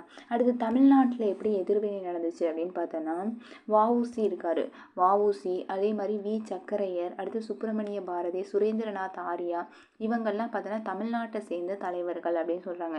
தமிழ்நாட்டில் பல்வேறு பகுதிகளில் ஆயிரக்கணக்கான பொதுமக்கள்லாம் கலந்து கொண்டு பொதுக்கூட்டங்கள்லாம் நடத்தினாங்க. மக்களை திரட்டுவதற்கு முதலாக தமிழ் பயன்படுத்தப்பட்டது. ரொம்ப ரொம்ப இம்பார்ட்டன்ட். தமிழ் வந்து மக்களை திரட்டுவதற்கு பயன்படுத்தப்பட்டது. மக்களின் நாட்டுப்பற்று உணர்வை பார்த்தீங்கன்னா தட்டி எழுப்புவதில் பார்த்தீங்கன்னா சுப்பிரமணிய பாரதியோடைய சுதேசி பாடல்கள் வந்து மிக முக்கியமானவை அப்படின்னு சொல்கிறாங்க. அடுத்து சுதேசி கருத்துக்களை பரப்புரை செய்வதற்காக பல இதழ்கள் தோன்றின. சுதேசமித்திரன், இந்தியா ஆகிய 2 முக்கிய இதழ்களாகும். தீவிர தேசியவாத தலைவரான பிபின் சந்திரபால் இருக்கார்ல, பிபின் சந்திரபால் சென்னையில் வந்து சுற்றுப்பயணம் மேற்கொண்ட போது பார்த்தோன்னா ஆற்றிய சொற்பொழிவுகள் பார்த்தோன்னா இளைஞர்களை கவர்ந்துச்சு அப்படின்னு சொல்கிறாங்க. சுதேசி இயக்கத்தில் மாணவர்களும் இளைஞர்களும் பெருமளவில் கலந்துக்கிட்டாங்க அப்படிங்கிறாங்க. ஸோ இந்த பேராகிராஃபில் என்ன இம்பார்ட்டண்ட் அப்படின்னு பார்க்குறப்ப சுதேசி இயக்கத்தில் தமிழ்நாட்டில் யாரெல்லாம் கலந்துக்கிட்டாங்கன்னா வஉசி, சக்கரையர், சுப்பிரமணிய பாரதி, சுரேந்திரநாத் ஆரியா, இவங்கெல்லாம் தமிழ்நாட்டை சேர்ந்த முக்கிய தலைவர்கள் அப்படின்னு சொல்கிறாங்க. பொதுமக்கள்லாம் இந்த பொதுக்கூட்டங்கள்லாம் நடத்தப்பட்டது. மக்களை திரட்டுவதற்காக தமிழ் அப்படிங்கிற வட்டார மொழி பயன்படுத்தப்பட்டது அப்படின்னு சொல்கிறாங்க. நெக்ஸ்ட்டு வந்து பார்த்தோன்னா மக்களுக்கு வந்து பார்த்தோன்னா நாட்டுப்பற்று உணர்வை தட்டி எழுப்புவதில் பார்த்தோன்னா சுப்பிரமணிய பாரதியோடைய தேசிய பாடல்கள் வந்து மிக முக்கியமானவை அப்படின்னு சொல்கிறாங்க. அதுக்கப்புறமேட்டு சுதேசி கருத்துக்களை பரப்புரை செய்த பல இதழ்கள் வந்து தோன்றின. சுதேசமித்திரன், இந்தியா ஆகிய 2 முக்கிய இதழ்கள் ஆகும் அப்படின்னு சொல்கிறாங்க. பிபின் சந்திரபால் வந்து சென்னையில் வந்து சுற்றுப்பயணம் மேற்கொண்ட போது ஆற்றிய உரைகள் பார்த்தோன்னா இந்தியர்களை ரொம்ப கவர்ந்து இழுத்தது அப்படின்னு சொல்கிறாங்க. அடுத்து சுதேசி இயக்கத்தில் மாணவர்களும் இளைஞர்களும் நிறையா பேர் வந்து இதில் பங்கு கொண்டாங்க அப்படின்னு சொல்கிறாங்க. அடுத்து வந்து பார்த்தோன்னா சுதேசி நீராவி கப்பல் நிறுவனம், இதில் என்ன சொல்லியிருக்காங்க அப்படின்னு பார்க்கலாம். இதில் பார்த்தீங்கன்னா சுதேசியை செயல்படுத்துவதில் துணிகரமான நடவடிக்கையில் ஒன்று யாதென்னில் பார்த்தோன்னா தூத்துக்குடியில் வஉசி இருக்கார்ல, அவர் வந்து சுதேசி நீராவி கப்பல் நிறுவனம் ஆகும். இது வந்து SS காளியா, SS லாவோ அப்படிங்கிற 2 கப்பல்களை விலைக்கு வாங்கி அவற்றை தூத்துக்குடிக்கும் கொழும்புக்கும் இடையில வந்து ஓட்டினாங்க அப்படின்னு சொல்கிறாங்க. ஸோ இந்த பேராகிராஃபில் இம்பார்ட்டண்ட்டாக பார்த்தீங்கன்னா இப்போ வந்து சுதேசி இயக்கத்தை வந்து முன்னெடுத்து செல்வதில் துணிகரமான ஒரு செயல் யார் பண்ணார் அப்படின்னு பார்த்தோன்னா தூத்துக்குடியில் வஉசி வந்து பார்த்தோம்னா சுதேசி நீராவி கப்பல் நிறுவனத்தை அமைச்சார். இதில் பார்த்தோன்னா காளியா, லாவோ அப்படிங்கிற 2 கப்பலை விலைக்கு வாங்கி அவற்றை வந்து தூத்துக்குடிக்கும் கொழும்புக்கும் இடையில ஓட்டினார் அப்படின்னு சொல்கிறாங்க. அடுத்து பார்த்தோன்னா திருநெல்வேலியோட எழுச்சி. திருநெல்வேலியிலும் பார்த்தோன்னா திருநெல்வேலியிலே சரி தூத்துக்குடியிலேயும் பார்த்தோம்னா நூற்பாலை தொழிலாளர்களை அணி திரட்டுவதில் வஉசியும் சுப்பிரமணிய சிவாவும் தோளோடு தோள் நின்றனர் அப்படின்னு சொல்கிறாங்க. அதுக்கப்புறமேட்டு 1908 வந்து ஐரோப்பியருக்கு சொந்தமான கோரல் நூற்பாலையில் வேலை நிறுத்தத்திற்கு ஏற்றார் யார்? இந்த வஉசியும் சுப்பிரமணிய சிவாவும். ஓகேவா. ஸோ இந்த நிகழ்வு நடைபெற்ற அதே சமயத்தில் பிபின் சந்திரபாலும் விடுதலை ஆனார். ஸோ பிபின் சந்திரபால் விடுதலை செய்யப்பட்டதை கொண்டாடுவதற்காக பொதுக்கூட்டம் ஏற்பாடு செய்வதாக வஉசியும் சுப்பிரமணிய சிவாவும் சொல்லி கைது பண்ணாங்க அப்படின்னு சொல்கிறாங்க. ஓகேவா. அதுக்கப்புறம் என்ன ஆச்சுன்னா தலைவர்கள் இருவரும் கைது செய்யப்பட்டு அரசு துரோக குற்றம் சாட்டப்பட்டு கடுங்காவல் தண்டனை விதிக்கப்பட்டது. வஉசிக்கு இரட்டை ஆயுள் தண்டனையும் அதே மாதிரி வழங்கப்பட்டது. மக்கள் செல்வாக்கு பெற்ற 2 தலைவர்களையும் பார்த்தோன்னா கைது செய்யப்பட்ட செய்தி வந்து திருநெல்வேலியில் ஒரு பெரிய கலகத்தை ஏற்படுத்துச்சு. காவல்துறை, நீதிமன்றங்கள், அப்புறம் நகராட்சி அலுவலக கட்டடங்கள் எல்லாத்தையுமே தீக்கிரையாக்கப்பட்டன அப்படின்னு சொல்கிறாங்க. காவலர்கள் நடத்திய அந்த துப்பாக்கி சூட்டில் வந்து 4 பேர் வந்து இறந்து போயிட்டாங்க. ஸோ இதனால் சிறையில் வஉசி கடுமையாக நடத்தப்பட்டதோடு செக்கிழுக்க வைக்கப்பட்டாங்க அப்படின்னு சொல்கிறாங்க. அப்புறமேட்டு சிறை தண்டனையை தவிர்ப்பதற்காக சுப்பிரமணிய பாரதி என்ன பண்ணார்னா பிரெஞ்சுக்காரர்களுடைய ஆதிக்கத்திலிருந்து பாண்டிச்சேரிக்கு இடம்பெயர்ந்தான். அப்போ இந்த பாரதியுடைய முன்னுதாரணத்தை வந்து பார்த்தோன்னா அரவிந்த கோஷ், வி.வி. சுப்பிரமணியர் ஆகிய தேசியவாதிகளும் பின்பற்றினாங்க அப்படின்னு சொல்கிறாங்க. ஓகேவா? ஸோ இந்த பாடத்தில் வந்து எந்த பேராகிராஃபில் என்ன இம்பார்ட்டண்ட் அப்படிங்கிறப்ப நல்லா பார்த்துக்கோங்க. என்ன சொல்கிறாங்கன்னா, இப்போ திருநெல்வேலியில் எப்படி எழுச்சி நடந்துச்சு அப்படின்னு பார்க்குறப்ப திருநெல்வேலிலையும் தூத்துக்குடிலையும் பார்த்தோன்னா நூற்பாலை தொழிலாளர்கள் அணி திரட்டுவதில் இந்த வ.உ.சியும் சுப்பிரமணிய சிவாவும் தோளோடு தோள் நின்றார்கள். 1908 பார்த்தோன்னா ஐரோப்பியருடைய கோரல் நூற்பாலில் வேலை நிறுத்தத்துக்கு தலைமை ஏற்றாங்களா. அடுத்து அந்த டைமில் வந்து பிபின் சந்திரபாலு விடுதலையானார். ஓகேவா? அந்த விடுதலையானதை வந்து கொண்டாடுவதற்கு பொதுக்கூட்டம் வ.உ.சியும் சிவாவும் ஏற்பாடு செஞ்சு கைது செய்யப்பட்டார்கள். இப்போ தலைவர்கள் இவர்கள் வந்து என்ன சொல்கிறாங்கன்னா, இருவரும் பார்த்தோன்னா தேச துரோகம் குற்றம் சாட்டப்பட்டு தண்டனை விதிக்கப்பட்டது. வ.உ.சிக்கு இரட்டை ஆயுள் தண்டனை கொடுத்தாங்க. அப்புறமேட்டு 2 தலைவர்களும் பார்த்தோன்னா கைது செய்யப்பட்டதுனால திருநெல்வேலியில் கலகம் வெடிச்சிச்சு. நீதிமன்றம், காவல்துறை, அதே மாதிரி நகராட்சி அலுவலக கட்டடங்கள்லாம் தீக்கிரையாக்கப்பட்டது. காவலர்கள் நடத்திய போராட்டத்தில் பார்த்தோன்னா 4 நபர்கள் வந்து கொல்லப்பட்டாங்க. எத்தனை பேருனா 4 மெம்பர்ஸ் வந்து கொல்லப்பட்டாங்க. அதில் வந்து சிறையில் வ.உ.சி கடுமையாக நடத்தப்பட்டதோடு செக்கிலுக்கு வைக்கப்பட்டாங்களா. அப்புறமேட்டு இந்த சிறை தண்டனை தவிர்ப்பதற்காக சுப்பிரமணிய சிவா பிரெஞ்சு குடியேற்றது மாதிரி இருந்திருக்கு. அப்படி பாண்டிச்சேரிக்கு போயிட்டார். பாரதியோட முன்னுதாரணத்தை பயன்படுத்தி அரவிந்த கோஷ், வி.வி. சுப்பிரமணிய ஐயர்லாம் அங்கே போயிட்டாங்க அப்படின்னு சொல்கிறாங்க பாண்டிச்சேரிக்கு. ஓகேவா? அடுத்தது வந்து பார்த்தீங்கன்னா தமிழ்நாட்டில் பார்த்தோன்னா புரட்சிகர தேசியவாதிகளோட செயல்பாடுகள் அப்படிங்கிறத பார்க்குறப்ப இப்போ புரட்சிகர தேசியவாதிகளுக்கு பாண்டிச்சேரி தான் புகலிடமாக இருந்துச்சுன்னு சொல்கிறாங்க. அப்போ தமிழ்நாட்டை சேர்ந்த புரட்சிகர தேசியவாதிகள் பலருக்கு பார்த்தோன்னா புரட்சிகர நடவடிக்கைகள் குறித்த அறிமுகமும் எங்கே பயிற்சியும் பார்த்தோன்னா லண்டனில் இருந்த இந்தியன் ஹவுஸ் என்ற இடத்திலும் பார்த்தோன்னா அடுத்து பாரிஸிலும் வழங்கப்பட்டது அப்படிங்கிறாங்க. நல்லா பார்த்துக்கோங்க. புரட்சிகர தேசியவாதிகளோட புகலிடமாக பாண்டிச்சேரி இருந்துச்சு.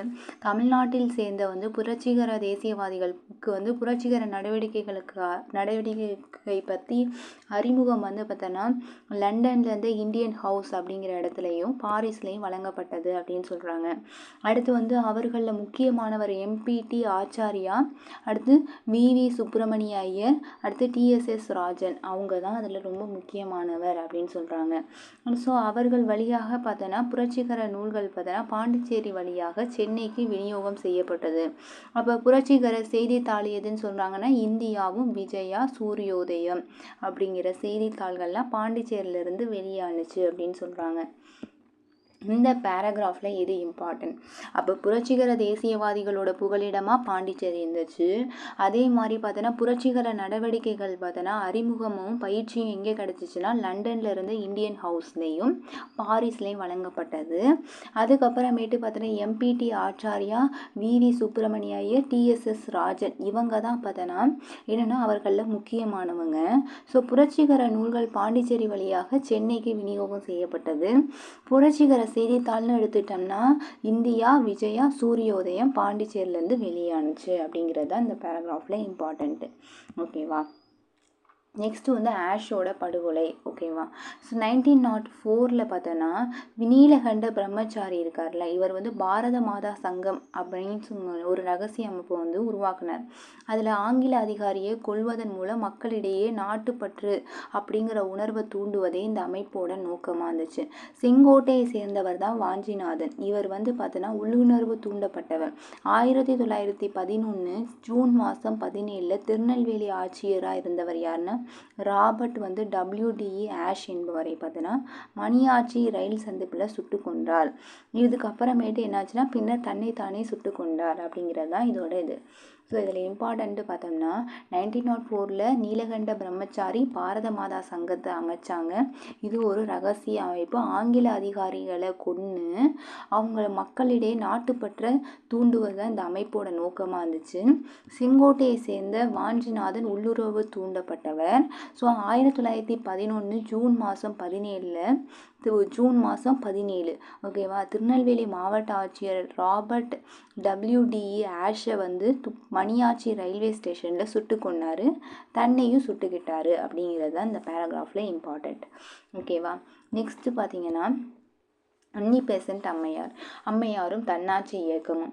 இப்போ தீவிர தேசியவாதிகளின் புரட்சிகர தேசியவாதிகளும் இரும்பு கரம் கொண்டு அடக்க பார்த்தனா நிலையில் மிதவாத தேசியவாதிகள் சில அரசமைப்பு சீர்திருத்தம் ஏற்படலாம் என நம்பினார். ஸோ இருந்த போதிலும் மின்டோ மார்லே அந்த சீர்திருத்தங்கள் பொறுப்பாட்சியை வழங்க இல்லை. ஸோ இதனால் மனசோர்வு அடைந்தன.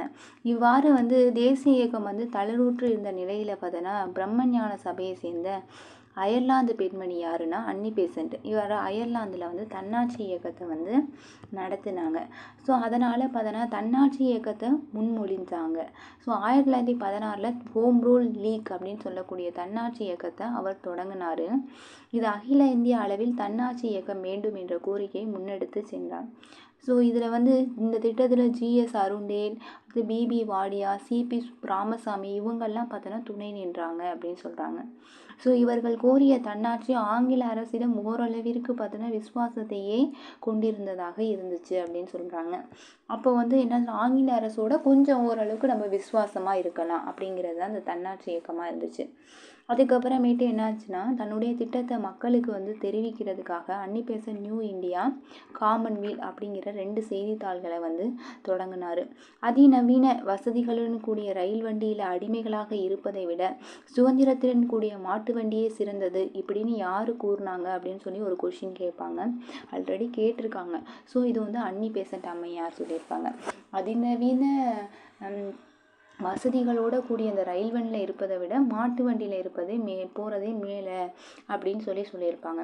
1910 பார்த்தோன்னா பத்திரிகை சட்டத்தின்படி அன்னி பெசன்ட் பிணைத்தொகையாக பெருமளவு பணத்தை செலுத்தும்படி அறிவுறுத்தப்பட்டன.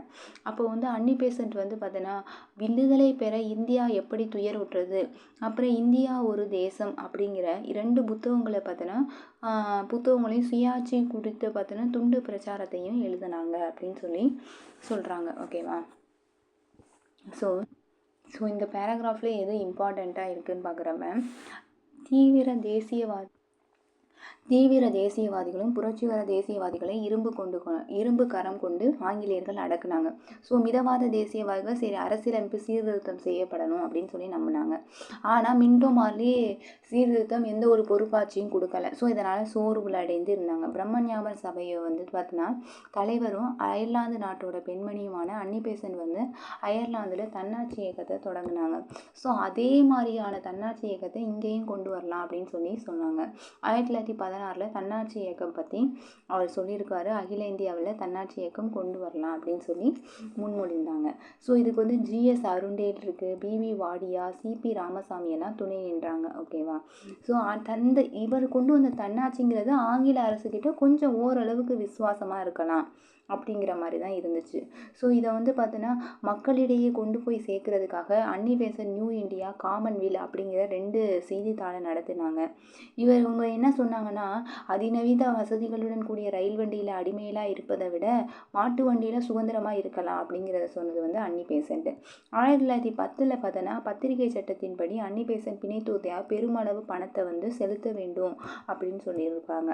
ஸோ இவர் என்ன பண்ணாங்கன்னா அன்னி பெசன்ட் அம்மையார் பார்த்தோன்னா இந்தியா விடுதலை பெற எவ்வாறு துயருற்றது அப்படிங்கிற புக்கையும், அதே மாதிரி இந்தியா ஒரு தேசம் அப்படிங்கிற புத்தகங்களையும் 2 புத்தகங்களையும் சுயாட்சி குறித்து பார்த்தோன்னா துண்டு பிரசாரங்களையும் எழுதியிருக்காங்க அப்படின்னு சொல்கிறாங்க.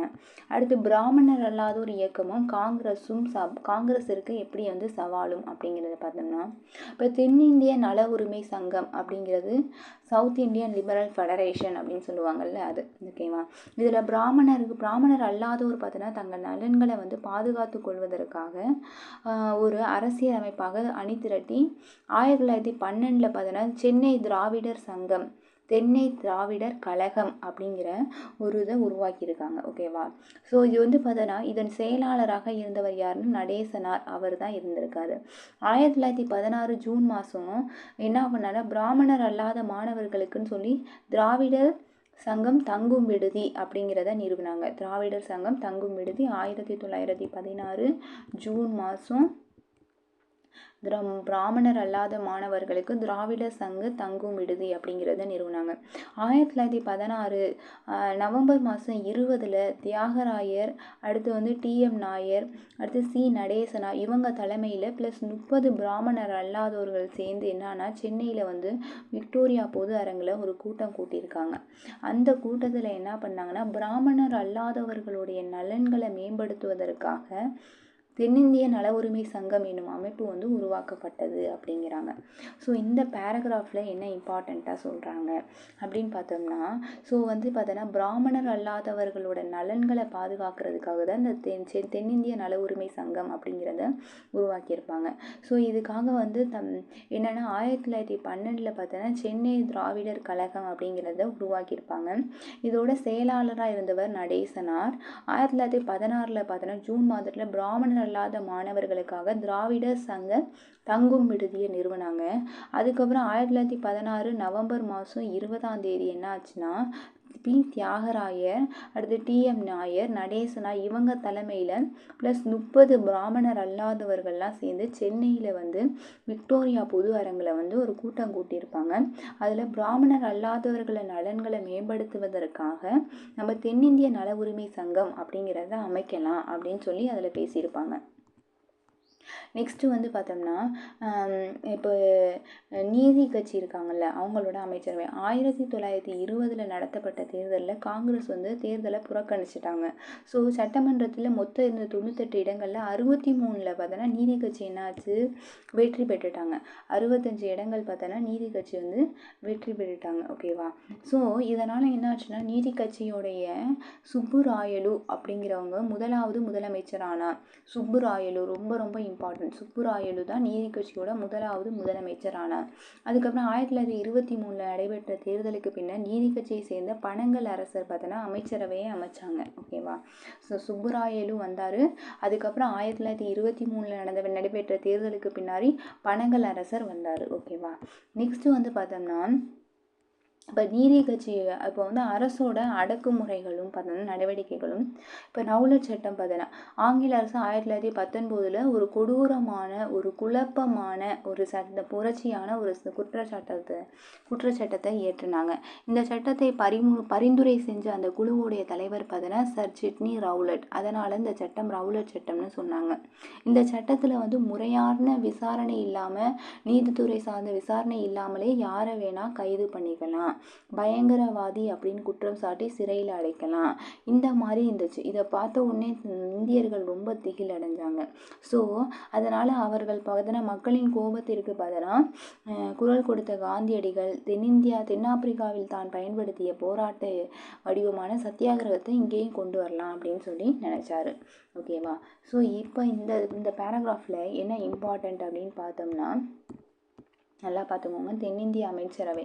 ஸோ இதில் வந்து 1920 வந்து இப்போ தேர்தல் நடந்திருக்கு. காங்கிரஸ் இந்த தேர்தலை புறக்கணிச்சிட்டாங்க. ஸோ அப்போ வந்து யார் நீதி கட்சி வந்து 98 இடங்களில் 63 இடங்களில் வெற்றி பெற்றாங்க. ஓகேவா?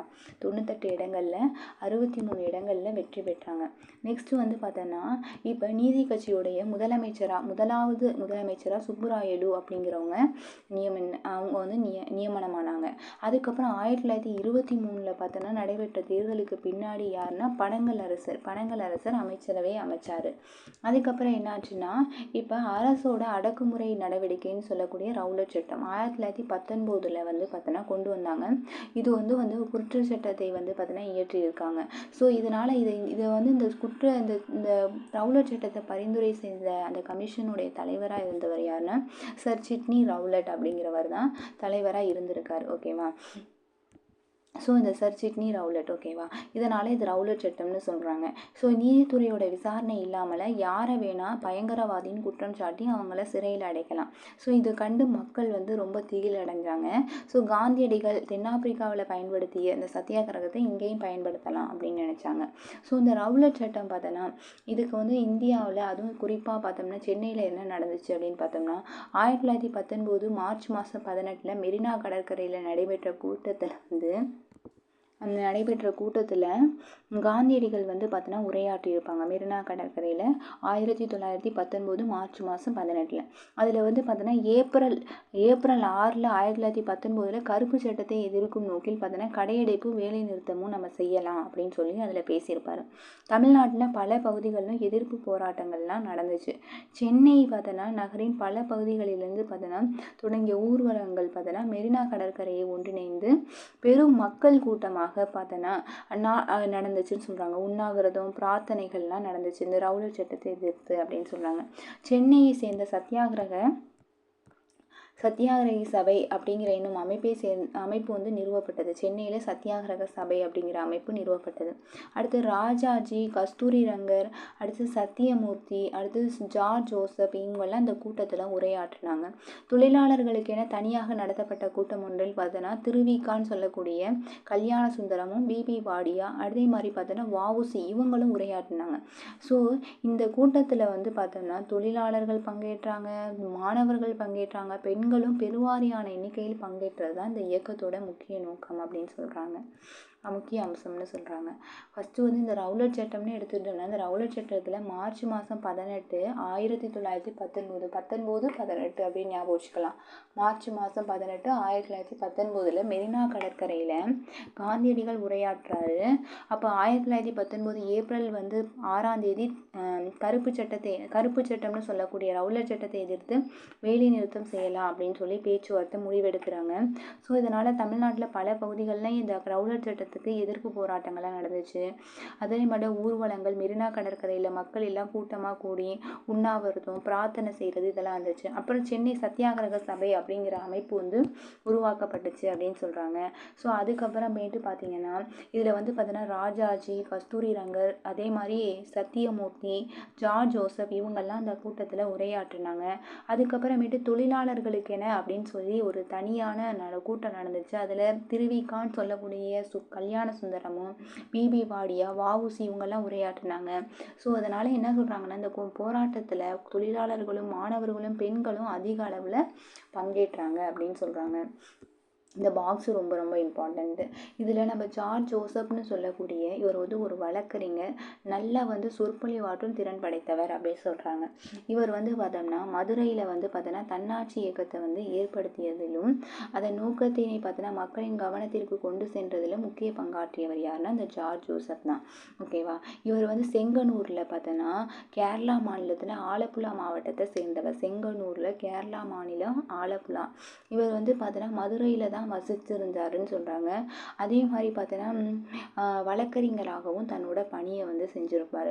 பாதிக்கப்பட்ட சமூகங்களுக்கு பார்த்தோன்னா ஆற்றிய சேவையின் காரணமாக மதுரை மக்கள் இவரை ரோசாப்பு துரை அப்படின்னு சொல்லி அழைப்பாங்க அப்படின்னு சொல்கிறாங்க. ஸோ இந்த பேராகிராஃபில் பார்த்தீங்கன்னா இவர் ஒரு வழக்கறிஞராக இருந்தார், நல்ல சொற்பொழிவாற்றுவார், மதுரையில் தன்னாட்சி இயக்கத்தை கொண்டு போய் சேர்த்தார், மக்களோட கவனத்தை இதன் மூலமாக கொண்டு போய் அவங்கள்ட்ட சேர்த்தாரு. தன்னாட்சி இயக்கம்னா என்னன்னு சொல்லி இவர் செங்கனூரில் கேரளாவில் உள்ள ஆலப்புழையில் பிறந்தார். அதே மாதிரி இவர் வந்து மதுரையில் தான் வாழ்ந்தார், வழக்கறிஞர் தொழில் செஞ்சார். அதே மாதிரி இவர் சமூகங்களுக்கு ஆற்றிய சேவைக்காக மதுரை மக்கள் இவரை வந்து என்னன்னு சொல்லுவாங்கன்னா ரோசாப்பு துரை அப்படின்னு சொல்லி அழைச்சாங்க. ஓகேவா. நெக்ஸ்ட்டு பார்த்தீங்கன்னா கிலாஃபத் இயக்கம் வந்து எப்படி இருந்துச்சு அப்படின்னு பார்த்தோன்னா ஜாலியான் வாலாபாக் படுகொலை நடந்துச்சு. நமக்கு தெரியும் ஜாலியான் வாலாபாக் படுகொலைக்கு பார்த்தோன்னா தொடர்ந்து அதன் காரணமாக இருந்த ஜென்ரல் டயர் இருக்கார்ல, அவர் அனைத்து குற்றச்சாட்டுலேருந்து விடுவிச்சுட்டாங்க. ஸோ அவருக்கு பரிசுகளும் வெகுமதியும் கொடுத்தாங்க. ஸோ இதனால் முதல் உலகப் போருக்கு பின்னர் பார்த்தோன்னா துருக்கியோட கலிஃபா வந்து ரொம்ப அவமரியாதை செய்யப்பட்டதுடன் அனைத்து அதிகாரங்களையும் பறிச்சுட்டாங்க. ஸோ அந்த கலிஃபா பதவியை மீட்பதற்காக தான் அந்த கிலாஃபத் இயக்கம் தொடங்கப்பட்டது அப்படின்னு சொல்கிறாங்க. ஸோ இதில் வந்து தேசிய இயக்கத்திலிருந்து பார்த்தோன்னா ஒதுங்கி இருந்தாங்க. யார்? முஸ்லீம்கள் ஒதுங்கி இருந்தாங்க. போது பெரும் எண்ணிக்கையில் பங்கேற்க தொடங்கினாங்க.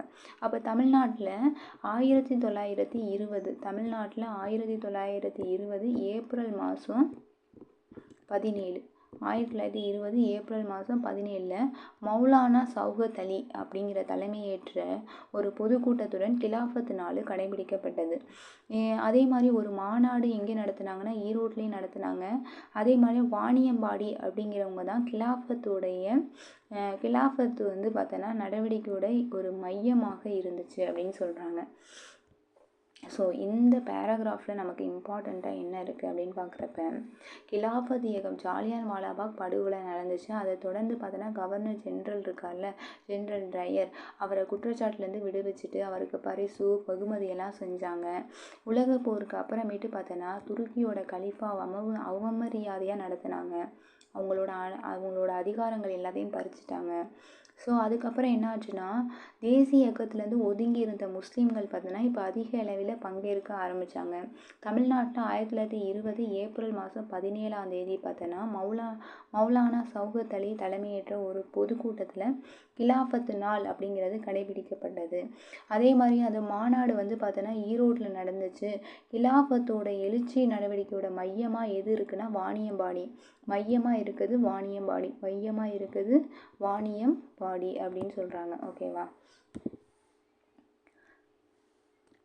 நெக்ஸ்ட்டு பார்த்தீங்கன்னா, இப்போ ஒத்துழையாமை இயக்கம் பார்த்தோன்னா, ஒத்துழையாமை இயக்கத்தில் தமிழ்நாடு செயல் துடிப்புடன் பார்த்தோன்னா விளங்கியது அப்படின்னு சொல்கிறாங்க. ஒத்துழையாமை இயக்கம் தமிழ்நாட்டில். அதுலேயும் பார்த்தீங்கன்னா ராஜாஜியும் சரி ஈவேராவும் சரி 2 பேருமே பார்த்தோன்னா பெரியார் அப்படின்னு அழைக்கப்பட்டவர் பார்த்தோன்னா தலைமையேற்று நடத்தினாங்க.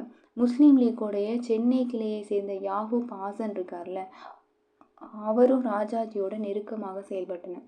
இதன் காரணமாக தமிழ்நாட்டில் ஒத்துழையாமை இயக்கம் இருக்குல்ல, அது ஹிந்துக்களும் இஸ்லாமியர்களும் இணைந்து நெருக்கமாக தான் செயல்பட்டாங்க அப்படின்னு சொல்கிறாங்க. ஸோ இப்போ இதில் நமக்கு இம்பார்ட்டண்ட்டாக நம்ம தெரியுது. இல்லைன்னா தமிழ்நாட்டில் ஒத்துழையாமை இயக்கம் ரொம்ப செயலூக்கத்துடனே நடைபெற்றது அப்படிங்கிறாங்க. அதில் பார்த்தோன்னா முக்கியமான பங்கு வச்சவங்கன்னு பார்த்தோன்னா ராஜாஜியும் ஈவேராவும். ஈவேராவை தான் பெரியார்னு சொல்லுவாங்க. அதே மட்டும் முஸ்லீம் லீக்கின் சென்னை கிளையை நிறுவியவர் பார்த்தோன்னா யாகூப் ஹாசன். இவரும் ராஜாஜியோட நெருக்கமாக செயல்பட்டனர். அப்புறம் ஒத்துழையாமை இயக்கத்தின் போது பார்த்தோன்னா தமிழ்நாட்டில் இந்துக்களும் முஸ்லீம்களும் நெருக்கமாக தான் இணைந்து செயல்பட்டாங்க அப்படின்னு சொல்கிறாங்க. அடுத்து வரிகோடா இயக்கம், கள்ளுக்கடை மறியல் அப்படிங்கிறது பார்த்திங்கன்னா, இப்போ ஒத்துழையாமை இயக்கத்தின் போது பார்த்தோன்னா என்ன சொல்கிறாங்கன்னா, ஒரு பகுதியாக பல இடங்களில் விவசாயிகள் என்ன பண்ணாங்கன்னா வரியை கொடுக்க மாட்டோம் அப்படின்னு சொல்லி மறுத்தாங்க. தஞ்சாவூரில் வரிகோடா இயக்கம் நடைபெற்றது. சட்டமன்றங்கள், பள்ளிகள், அதே மாதிரி பார்த்தோம்னா நீதிமன்றங்கள் இதெல்லாம் புறக்கணிக்கப்பட்டன. அந்நிய பொருட்கள் புறக்கணிக்கப்பட்டன. பல பகுதிகளில் பார்த்தோன்னா தொழிலாளர்களின் வேலை நிறுத்தங்கள் அதிக எண்ணிக்கையில் பார்த்தோன்னா நடைபெற்றன அப்படின்னு சொல்கிறாங்க. ஓகேவா. ஸோ அவற்றில் பார்த்தோன்னா பல தேசிய தலைவர்களால் வழிநடத்தப்பட்டன. தமிழ்நாட்டில் நடைபெற்ற ஒத்துழையாமை இயக்கத்தின் முக்கிய அம்சமாக என்னன்னா கள்ளுக்கடை மறியல் தான். கள்ளுக்கடைகளுக்கு எதிராக போராட்டங்கள் நடந்துச்சு. 1921 நவம்பர் மாதத்தில் என்னன்னா சட்டமறுப்பு இயக்கத்தை தொடங்குவது என முடிவு செஞ்சாங்க. ராஜாஜி, அப்புறமேட்டு சுப்பிரமணிய சாஸ்திரி, ஈவேரா இவங்கெல்லாம் கைது செய்யப்பட்டுட்டாங்க. 1922 என்னாச்சு, ஜனவரி மாதம் 13 1922 ஜனவரி 13 வேல்ஸ் இளவரசர் இங்கே வராரு. எதுக்கு வராருன்னா வேல்ஸ் இளவரசர் வர்றதை எல்லாருமே புறக்கணிச்சாங்க. அப்புறம் காவல்துறையின் அடக்குமுறையால் இருவர் இறந்திருப்பாங்க, கொல்லப்பட்டனர். ஸோ அதே மாதிரி பார்த்தீங்கன்னா 1922 சௌரி சௌரா இயக்கத்தின் நிகழ்வாக 22 காவலர்கள் கொல்லப்பட்டதை தொடர்ந்து ஒத்துழையாமை இயக்கத்தை விலக்கிட்டாங்க அப்படின்னு சொல்கிறாங்க. ஸோ அப்போ என்ன சொல்கிறாங்க அப்படின்னு பார்த்தோம்னா, இந்த இதில் பார்த்தோம்னா வரிகோடா இயக்கம் அப்படிங்கிறதுனால வரிகோடா இயக்கமும் கள்ளுக்கடை மறியலும் நடந்துச்சு. ஓகே. ஒத்துழையாமை இயக்கத்தோட ஒரு பகுதியாக விவசாயிகள் வரி கொடுக்க மாட்டேன் அப்படின்னு சொல்லிட்டாங்க. தஞ்சாவூரில் வரிகோடா இயக்கம் நடந்துச்சு. சட்டமன்றங்கள், பள்ளிகள், நீதிமன்றங்கள், அந்நிய பொருட்கள் இது எல்லாமே புறக்கணிச்சிட்டாங்க. தொழிலாளர்கள் வேலை நிறுத்தத்தில் ஈடுபட்டாங்க. அதனால் பல தலைவர்கள் இவங்களை வழி நடத்தினாங்களா.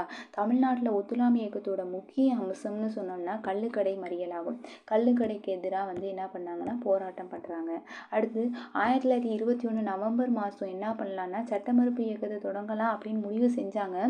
அதுக்குள்ளே என்ன பண்ணிட்டாங்க, அந்த ராஜாஜி, அப்புறம் சுப்பிரமணிய சாஸ்திரி, அதுக்கப்புறம் ஈவேரா இவங்க எல்லாத்தையும் பார்த்தோன்னா கைது பண்ணிட்டாங்க. ஸோ 1922 ஜனவரி மாதம் 13 பார்த்தோம்னா வேல்ஸ் இளவரசர் பார்த்தோன்னா வருகை புறக்கணிச்சிட்டாங்க. இந்த காவல்துறையினர் நடத்திய தாக்குதலில் 2 பேர் கொல்லப்பட்டாங்க, நிறையா பேர் காயமடைஞ்சாங்க. 1922 பார்த்தோன்னா சௌரி சௌரா இன்சிடெண்ட் நடந்ததில் 22 காவலர்கள் கொல்லப்பட்டதுனால ஒத்துழையாமை இயக்கத்தை கைவிட்டுட்டாங்க. ஓகேவா. நெக்ஸ்ட்டு பார்த்தீங்கன்னா சுயராஜ்ய கட்சியினர் நீதி கட்சியினர் இடையேயான போட்டி. இப்போ பார்த்தீங்கன்னா ஒத்துழையாமை இயக்கம் விலக்கி கொள்ளப்பட்டதை தொடர்ந்து இப்போ காங்கிரஸ் பார்த்தோன்னா மாற்றத்தை விரும்புவோர், மாற்றத்தை விரும்பாதவர் அப்படின்னு சொல்லி 2ஆக பிரிஞ்சிருச்சு. மாற்றத்தை விரும்பாதவர் அப்படிங்கிறவங்க என்ன சொல்கிறாங்கன்னா, சட்டமன்றத்தை புறக்கணிப்பை தொடர விரும்பினேன். அதை மாற்றத்தை விரும்பியோர் என்ன பண்ணுறாங்கன்னா, நம்ம சட்டமன்றத்தில் போட்டியிட்டு சட்டமன்றத்துக்குள்ளே போகணும் அப்படின்னு சொல்கிறாங்க. அப்போ ராஜாஜியுடன் பார்த்தோன்னா காந்தியும் பார்த்தோன்னா தீவிரமாக ராஜாஜியை வந்து பார்த்தோன்னா காந்தியத்தை தீவிரமாக பின்பற்றுவதை வேறு சிலர் பார்த்தோன்னா இணைந்து பார்த்தோன்னா சட்டமன்றத்திற்கு செல்வதை வந்து எதிர்த்தாங்க. இப்போ கஸ்தூர் ரங்கர், எம்ஏ அன்சாரி இவங்கெல்லாம் பார்த்தோன்னா ஆகியோருடன் சேர்ந்து பார்த்தோன்னா ராஜாஜி பார்த்தோன்னா சட்டமன்றத்தின் புறக்கணிப்பு கருத்தை பார்த்தோன்னா முன்வைத்தனர். ஓகேவா. ஸோ இந்த கருத்து ஏற்பட்ட எதிர்ப்பு பார்த்தோன்னா காங்கிரஸ்குள்ளே பார்த்தோன்னா சித்தரஞ்சன் தாஸ், அடுத்து மோதிலால் நேரு இவங்கெல்லாம் பார்த்தோன்னா சுயராஜ்ய கட்சியை பார்த்தோன்னா உருவாக்கி என்ன சொல்கிறாங்கன்னா, தமிழ்நாட்டில் பார்த்தோன்னா ஸ்ரீனிவாசனும் சத்தியமூர்த்தி இவங்களும் பார்த்தோன்னா சுயராஜ்ய கட்சியினருக்கு தலைமை ஏற்றனாங்க அப்படின்னு சொல்கிறாங்க. அப்போ மாற்றத்தை விரும்புவோர் மாற்றத்தை விரும்பாதவர் அப்படின்னு சொல்லி 2ஆக பிரிஞ்சுட்டாங்க. இப்போ என்ன சொல்கிறாங்கன்னா, என்னன்னா இப்போ ஒத்துழையாமை இயக்கத்தை விலக்கிட்டாங்க. ஸோ அதனால் காங்கிரஸ்குள்ளே வந்து மாற்றத்தை விரும்புவோர் மாற்றத்தை விரும்பாதவர்னு சொல்லி 2ஆக பிரிச்சுட்டாங்க. மாற்றத்தை விரும்பாதவர் என்னென்னா சட்டமன்றத்தை புறக்கணிக்கணும், மாற்றத்தை விரும்புவோர் என்னென்னா சட்டமன்றத்துக்குள்ளே போகணும். ராஜாஜி வந்து காந்தியத்தை தீவிரமாக பின்பற்றக்கூடியவர். ஸோ அதனால் அவரோட சேர்ந்து கஸ்தூர் ரங்கர், அன்சாரி இவங்கெல்லாம் பார்த்தோன்னா சட்டமன்றத்தை புறக்கணிச்சாங்க. ஆனால் இப்போ வந்து சட்டமன்றத்துக்குள்ளே போகணும்னு சொன்னது யாருன்னா சீத்தரஞ்சன் தாசன், அதே மாதிரி பார்த்தோன்னா மோதிலால் நேரு. ஸோ இவங்க சுயராஜ்ய கட்சின்னு ஒரு கட்சியை உருவாக்குறாங்க. தமிழ்நாட்டில் ஸ்ரீனிவாசனாரும் சத்தியமூர்த்தி எஸ்ன்னு ஞாபகம் வச்சுக்கலாம். தமிழ்நாட்டில் சீனிவாசனாரும் சத்தியமூர்த்தியும் பார்த்தோம்னா என்னன்னா இந்த மாற்றத்தை விரும்புவோர் அப்படிங்கிற சுயராஜ்ய கட்சியினருக்கு தலைமை தாங்கினாங்க அப்படின்னு சொல்கிறாங்க. அடுத்து வந்து சுப்புராயனோட அமைச்சரவை 1922-26 இருக்குல்ல, அந்த டைமில் பார்த்தோன்னா சென்னை மாகாண தேர்தலில் தேர்ந்தெடுக்கப்பட்ட உறுப்பினர்கள் சுயராஜ்ய கட்சியினர் தான் வெற்றி பெற்றாங்க. ஓகேவா. ஆனால் அவங்க வந்து பார்த்தோன்னா காங்கிரஸ் கொள்கைக்கு இணங்க பார்த்தோன்னா ஆட்சி பொறுப்பை ஏற்க மறுத்தது. மாறாக சுயேட்சை வேட்பாளராக இருந்து சுப்புராயன் இருக்கார்ல, அவர் அமைச்சரவை அமைக்க உதவினர். 1930 பார்த்தோன்னா நடைபெற்ற தேர்தலையும் சுயராஜ்ய கட்சி வந்து பங்கு பெறலை, போட்டியிடவும் இல்லை. ஸோ அதுலேயும் பார்த்தோன்னா நீதி கட்சி தான் வெற்றி பெற்று 1937 வரைக்கும் பார்த்தோன்னா நீதி கட்சி தான் ஆட்சி பண்ணாங்க அப்படின்னு சொல்கிறாங்க. அப்போ என்ன சொல்கிறாங்கன்னா 1926 பார்த்தோன்னா சென்னை மாகாண தேர்தலில் தேர்ந்தெடுக்கப்பட்ட உறுப்பினர் சுயராஜ்ய கட்சி தான் வெற்றி பெற்றாங்க. அவங்க காங்கிரஸோட கொள்கைக்கு இணங்க அவங்க ஆட்சி அமைக்க ஏற்க மறுத்துட்டாங்க. ஸோ சுயேட்சை வேட்பாளர் அந்த சுப்புராயன் பார்த்தோன்னா அமைச்சரவை அமைச்சார். 1930 நடைபெற்ற தேர்தலையும் பார்த்தோன்னா சுயராஜ்ய கட்சி போட்டியிடலை. ஸோ நீதி கட்சி தான் வெற்றி பெற்றுச்சு. 1937 வரைக்கும் நீதி கட்சி ஆட்சி அமைச்சது அப்படின்னு சொல்கிறாங்க. அப்புறம் சைமன் குழுவை வந்து எப்படி எதிர்த்தாங்க அப்படின்னு பார்த்தோம்னா 1919 பார்த்தோன்னா செயல்பாடுகளை பரிசீலனை செய்ய பார்த்தோன்னா 19 சட்டத்தின் செயல்பாடுகளை பரிசீலனை செய்வதற்காக தான் 1927 பார்த்தோன்னா இந்திய சட்டப்பூர்வ ஆணையம் அப்படின்னு சொல்லி சர் ஜான் தலைமையில் வந்து கொண்டு வந்தாங்க. ஓகேவா. ஸோ இந்த ஆணையத்தில் வந்து என்ன பண்ணுறாங்கன்னா இதில் கொண்டு வந்தாங்களா, இதில் வந்து பார்த்தோம்னா வெள்ளையர்கள் மட்டும்தான் இருந்தாங்க. அதில் வந்து ஒரு இந்தியர் கூட இடம்பெறல. ஸோ இது இந்தியர்களை பார்த்தோன்னா ரொம்ப மனசோர்வை ஏற்படுத்துச்சு. ஆகையால் என்ன பண்ணாங்கன்னா சைமன் குழுவை வந்து பார்த்தோன்னா புறக்கணிச்சாங்க. ஸோ சத்தியமூர்த்தி தலைமையில் பார்த்தோன்னா சைமன் குழு எதிர்ப்பு பிரச்சாரம் குழு ஒன்று பார்த்தோன்னா உருவாக்கப்பட்டது. 1929 பிப்ரவரி மாதம் 18 சைமன் குழு வந்து சென்னைக்கு வந்தபோது குழுவுக்கு எதிராக கருப்பு கொடியை காட்டினாங்க. 1929 ரொம்ப இம்பார்ட்டன்ட். 1929 பிப்ரவரி மாதம் 18 சென்னைக்கு வந்துச்சு. ஸோ சென்னையில் வந்து சத்தியமூர்த்தி தான் இது பண்ணார். அப்போ வந்து பார்த்தோன்னா கருப்பு கொடி காட்டி எதிர்த்தாங்க. இப்போ இந்த பேராகிராஃபில் பார்த்தோம்னா 1919 நமக்கு தெரியும் மான்டேகு செம்ஃபோர்ட் அப்படிங்கிற சட்டம் இருக்குல்ல, அந்த சட்டத்தை பரிந்துரை செய்கிறதுக்காக 1927 இந்திய சட்டப்பூர்வ ஆணையம் அமைச்சாங்க. அதில் பார்த்தோன்னா சர் ஜான் சைமன் அவர் தலைமையில் தான் அமைச்சாங்க. அதில் வந்து பார்த்தோன்னா வெள்ளையர்கள் மட்டும்தான் இருந்தாங்க, இந்தியர்கள் யாருமே இல்லை. ஸோ இதனால் வந்து சைமன் குழுவை புறக்கணிக்கலான்னு சொல்லி காங்கிரஸ் நினச்சிச்சு. சென்னையில் வந்து சத்தியமூர்த்தி தலைமையில் பார்த்தோன்னா புறக்கணிப்பு நடந்துச்சு. அதில் 1929 பிப்ரவரி மாதம் 18 பார்த்தோன்னா சைமன் குழு சென்னைக்கு வந்தாங்க. அப்போ கருப்பு கொடி காட்டி வந்து அவங்கள எதிர்த்தாங்க அப்படின்னு சொல்கிறாங்க. ஓகேவா. அடுத்து சட்ட மறுப்பு இயக்கம் அப்படிங்கிறப்ப பூரண சுயராஜ்யத்தை நோக்கி 1927 பார்த்தோன்னா சென்னை இந்திய தேசிய காங்கிரஸின் சென்னை மாநாட்டில் பார்த்தோன்னா முழுமையான சுதந்திரமே இலக்கு அப்படின்னு சொல்லி அறிவித்தது. 1927 ரொம்ப இம்பார்ட்டன்ட். 1927 இந்திய தேசிய காங்கிரஸுடைய சென்னை மாநாட்டில் வந்து முழுமையான சுதந்திரமே இலக்கு அப்படின்னு சொல்லி அவங்க அறிவிச்சாங்க. 1929 லாகூரில் காங்கிரஸ் மாநாட்டில் பூர்ண சுயராஜ்யமே முழு சுதந்திரமே இலக்கு என தீர்மானமும் நிறைவேற்றினாங்க. 1930 ஜனவரி மாதம் 26 பார்த்தோன்னா ராவி நதிக்கரையில் பார்த்தோன்னா சுதந்திரத்தை அறிவிக்கும் விதமாக ஜவஹர்லால் நேரு தேசிய கொடியை ஏற்றினார் அப்படின்னு சொல்கிறாங்க. 1927 சென்னையில் வந்து இந்திய தேசிய காங்கிரஸ் மாநாடு நடந்துச்சு. அதில் முழு சுதந்திரமே இலக்குன்னு சொல்லி அறிவித்தாங்க. 1929 லாகூரில் நடந்த மாநாட்டில் பார்த்தோன்னா பூர்ண சுயராஜ்யம் முழு சுதந்திரம் என்பது இலக்கு அப்படின்னு சொல்லி நிறைவேற்றப்பட்டது. 1930 ஜனவரி மாதம் 26 பார்த்தோன்னா ராவி நதிக்கரையில் பார்த்தோன்னா சுதந்திரத்தை அறிவிக்கும் விதமாக ஜவஹர்லால் நேரு தேசிய கொடியை பார்த்தோன்னா ஏற்றினார் அப்படின்னு சொல்கிறாங்க. அடுத்து வேதாரண்யத்தோட உப்பு சத்தியாகிரகம். அதுக்கு முன்னாடி இந்த பேராகிராஃப் என்னன்னு பார்த்தா இப்போ நீல் சிலை அகற்றும் போராட்டம் 1927 சொல்கிறாங்க. ஜேம்ஸ் நீல் அப்படிங்கிறவர் பார்த்தோன்னா மதராஸில் துப்பாக்கி ஏந்திய காலட்படையை சேர்ந்தவர். இவர் 1857 பேரழிச்சியின் போது நடைபெற்ற கான்பூர் படுகொலை என்றழைக்கப்படும் சம்பவத்தில் பல ஆண்களும் குழந்தைகளும் பெண்களும் கொல்லப்பட்டன. இதற்கு வஞ்சம் தீர்க்கும்ல நீல் கொடூரமாக நடந்துக்கிட்டாரு. அப்போ இந்த நீலுங்கிற இந்திய வீரர் ஒருவரால் பார்த்தோன்னா கொல்லப்பட்டார். பின்னர் நீலுங்கிறது இந்திய வீரர் ஒருவர் மவுண்ட் ரோட்டில் பார்த்தோன்னா ஆங்கிலேயர் அவருக்கு ஒரு சிலையை வச்சாங்க. ஸோ இந்தியர்களின் உணவுகளுக்கு இழைக்கப்படும் அவமரியாதை அப்படின்னு சொல்லி சென்னையில் வந்து தொடர் போராட்டம் நடத்தினார். அதில் வந்து 1937 பார்த்தோன்னா ராஜாஜியினுடைய தலைமையில் காங்கிரஸ் ஆட்சி அமைத்திருந்த போது அந்த சிலையை வந்து சென்னை அருங்காட்சியகத்தில் கொண்டு வச்சுட்டாங்க அப்படின்னு சொல்கிறாங்க.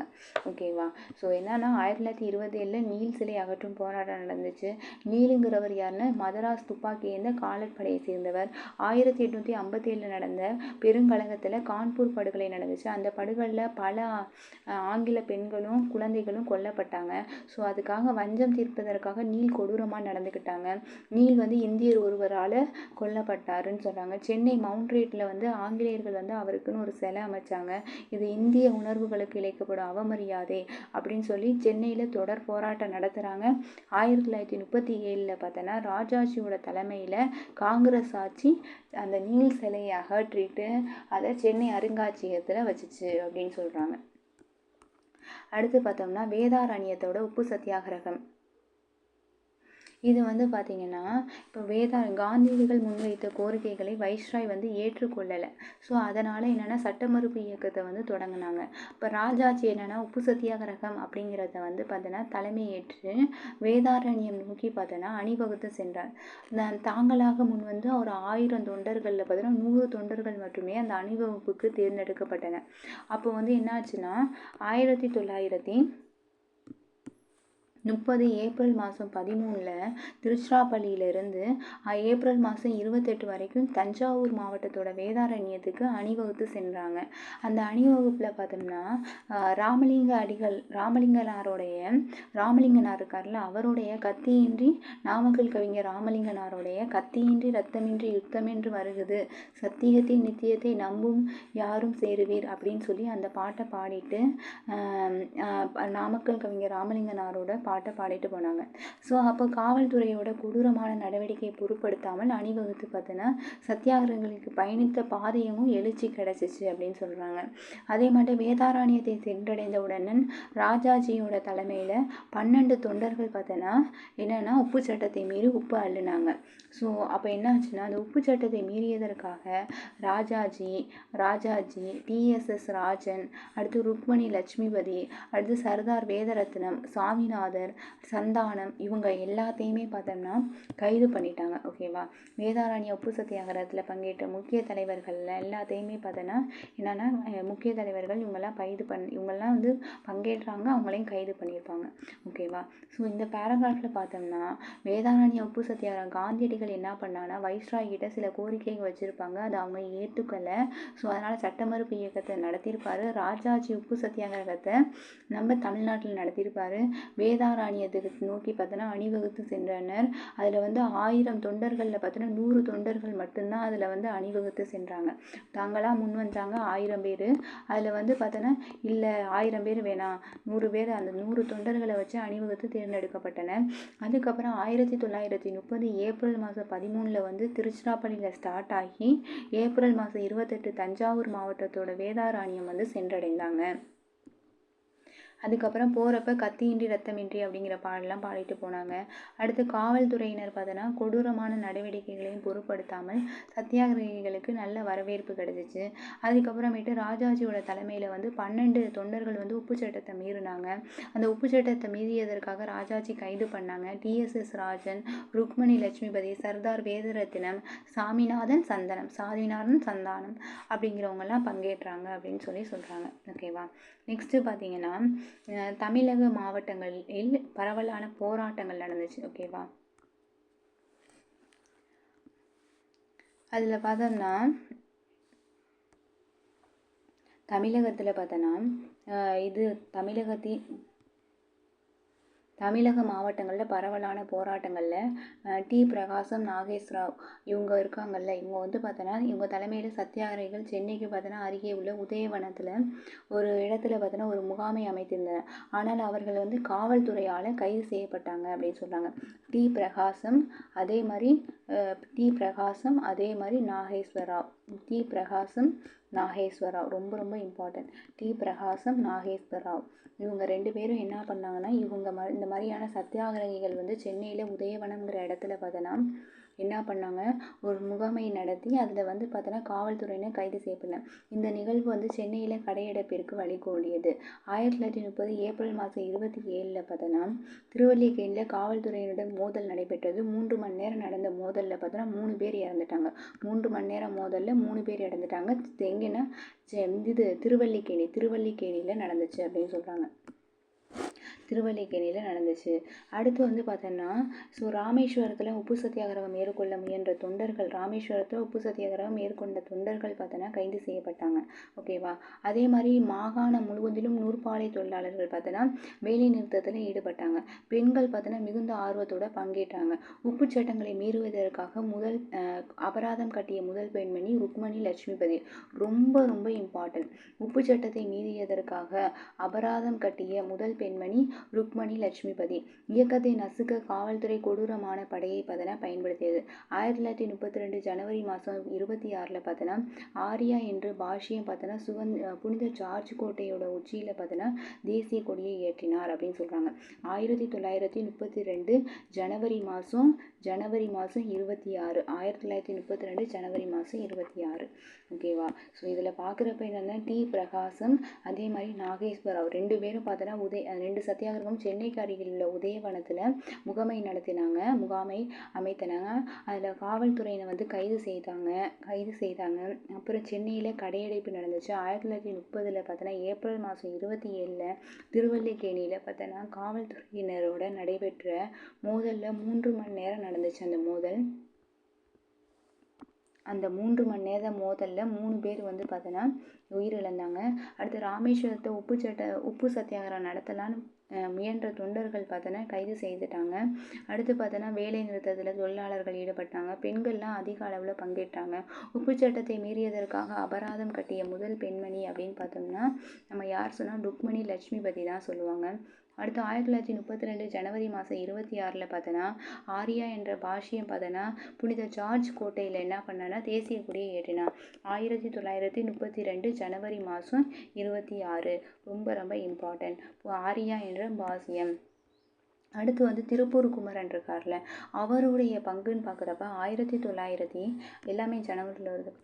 1900 திருப்பூர் குமரன் இருக்கார்ல, அவர் என்ன பண்ணார் அப்படின்னு பார்க்குறப்ப 1932 தான். இது ஜனவரி மாதம் 11. ஓகேவா. ஸோ இந்த 11 என்ன பண்ணான்னா திருப்பூர் குமரர் வந்து பார்த்தோன்னா கொடிகளை ஏந்திய வண்ணம் பார்த்தோன்னா நாட்டுப்பற்று மிகுந்த பாடல்களை பாடிக்கொண்டு ஊர்வலத்தில் சென்றார். காவல்துறையினரோட இடக்கமின்றி பார்த்தோன்னா அடித்து அவர் வந்து உயிரிழந்தார். ஓகேவா. ஸோ அதனால் இவர் திருப்பூர் குமரன் என்றழைக்கப்பட்டார். இவர் பரவலாக என்ன பண்ணார்னா திருப்பூர் குமரன் என்றழைக்கப்பட்ட இவர் வந்து OKSR குமாரசாமி தேசிய கொடியை அதை பிடித்தவாறே பார்த்தோன்னா விழுந்து இறந்தார். ஸோ அதனால தான் இவரை வந்து கொடிக்காத்த குமரன் அப்படின்னு சொல்கிறாங்க. OKSR Kumaraswamy, OKSR Kumaraswamy. ஓகேவா? ஸோ வந்து திருப்பூர் குமரன் பார்த்தோன்னா இவர் வந்து பார்த்தோன்னா 1932 ஜனவரி மாதம் 11 பார்த்தோன்னா திருப்பூரில் வந்து கொடியை ஏந்தி நாட்டுப்பற்று மிகுந்த பாடல்கள்லாம் பாடி ஊர்வலத்தில் போகிறப்ப காவல்துறையர் இறக்கம் இல்லாமல் அடித்தாங்க. ஸோ அதனால் பார்த்தோன்னா திருப்பூர் குமரன் என்று அழைக்கப்பட்ட OKSR குமரன் இருக்கார்ல, இவர் தேசிய கொடியை பிடித்தவாறே உயிரிழந்ததுனால இவர் வந்து கொடிக்காத்த குமரன் அப்படின்னு சொல்லுவாங்க. ஓகேவா? நெக்ஸ்ட்டு வந்து பார்த்தீங்கன்னா அதே மாதிரி முதல் காங்கிரஸ் அமைச்சரவை 1937 நடைபெற்ற தேர்தலில் காங்கிரஸ் வந்து பார்த்தோன்னா வெற்றி பெற்றது. நீதி கட்சி படுதோல்வி அடைந்தது. காங்கிரஸ் வந்து பார்த்தோன்னா மக்களிடையே வந்து ஒரு செல்வாக்கை பெற்றிருந்தது அப்படின்னு சொல்கிறாங்க. ஓகேவா? அதுக்கப்புறமேட்டு பார்த்தோம்னா சென்னையில் வந்து ராஜாஜி வந்து என்ன பண்ணார்னா காங்கிரஸோடைய முதல் அமைச்சரவை அமைச்சார். அமைச்ச உடனே என்ன பண்ணார், மதுவிலக்கு பரிசோதனை முறையாக சேலத்தில் கொண்டு வந்தார். இதன் மூலம் பார்த்தோன்னா ஏற்படும் வருவாய் இழப்பை ஈடு செய்வதற்காக விற்பனை வரியை வந்து அறிமுகப்படுத்தினார். அதுக்கப்புறமேட்டு தேர்ந்தெடுக்கப்பட்ட இந்திய அமைச்சரையை கலந்து ஆலோசிக்காமல் பார்த்தோன்னா ஆங்கில அரசு என்ன பண்ணிருச்சு, இந்தியாவை வந்து பார்த்தோன்னா 2ஆம் உலகப் போரில் பார்த்தோன்னா ஈடுபடுத்தியதுனால காங்கிரஸ் அமைச்சரவையில் இருந்த எல்லாருமே பார்த்தோன்னா அமைச்சர்கள்லாம் ராஜினாமா பண்ணிட்டாங்க.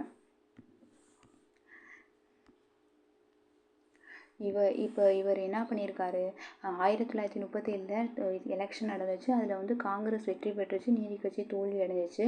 அதுக்கப்புறம் சென்னையில் வந்து பார்த்தோன்னா ராஜாஜி முதல் அமைச்சரவை அமைச்சார்.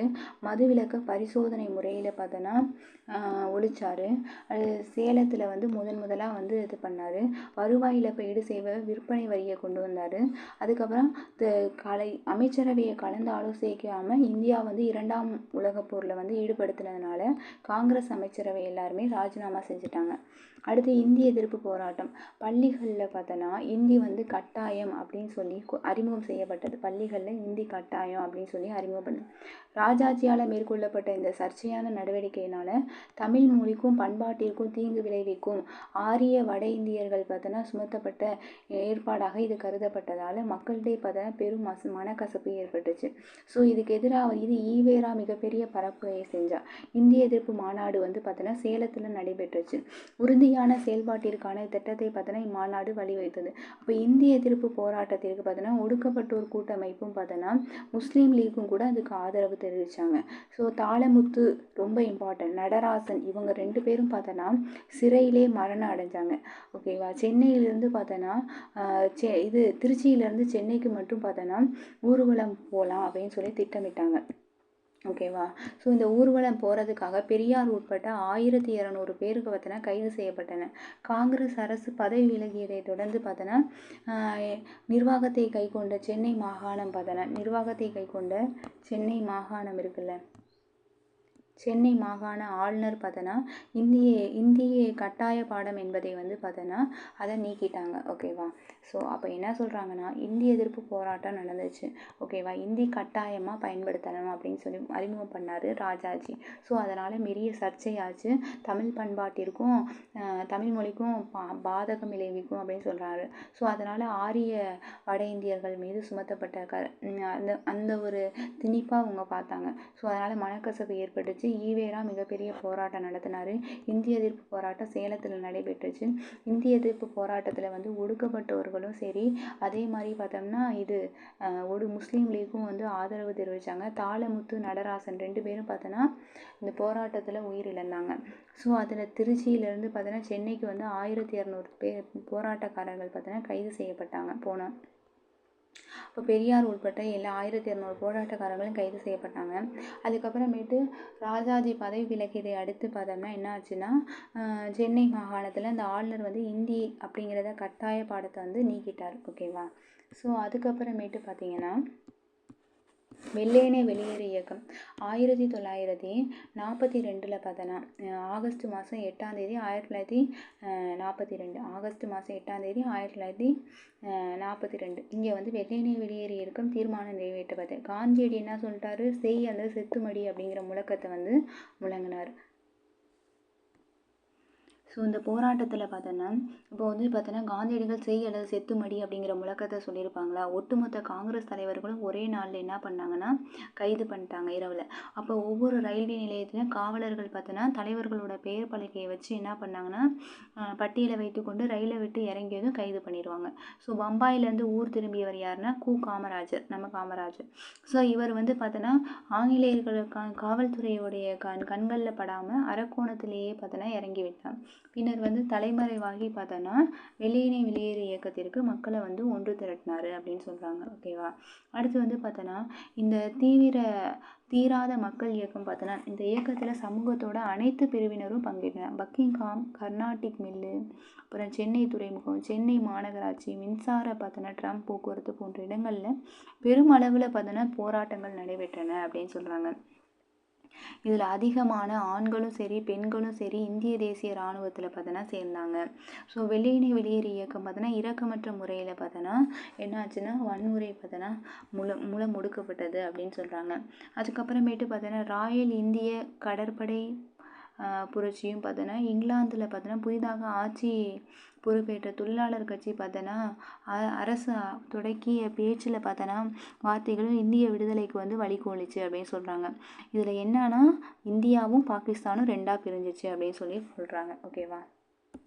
இப்போ பார்த்தீங்கன்னா வெள்ளையனே வெளியேறு இயக்கத்தில் அது ஆகஸ்ட் 1942 ஆகஸ்ட் மாதம் 8ஆம் தேதி நடந்துச்சு. ஓகேவா. ஸோ இதில் வெள்ளையனே வெளியேறு இயக்கம் தீர்மானம் நடந்துச்சு. இதில் வந்து காந்தியடிகள் செய் அல்லது செத்துமடி அப்படிங்கிற முழக்கத்தை இது பண்ணாங்க. காங்கிரஸ் தலைவர்கள்லாம் கைது பண்ணாங்க.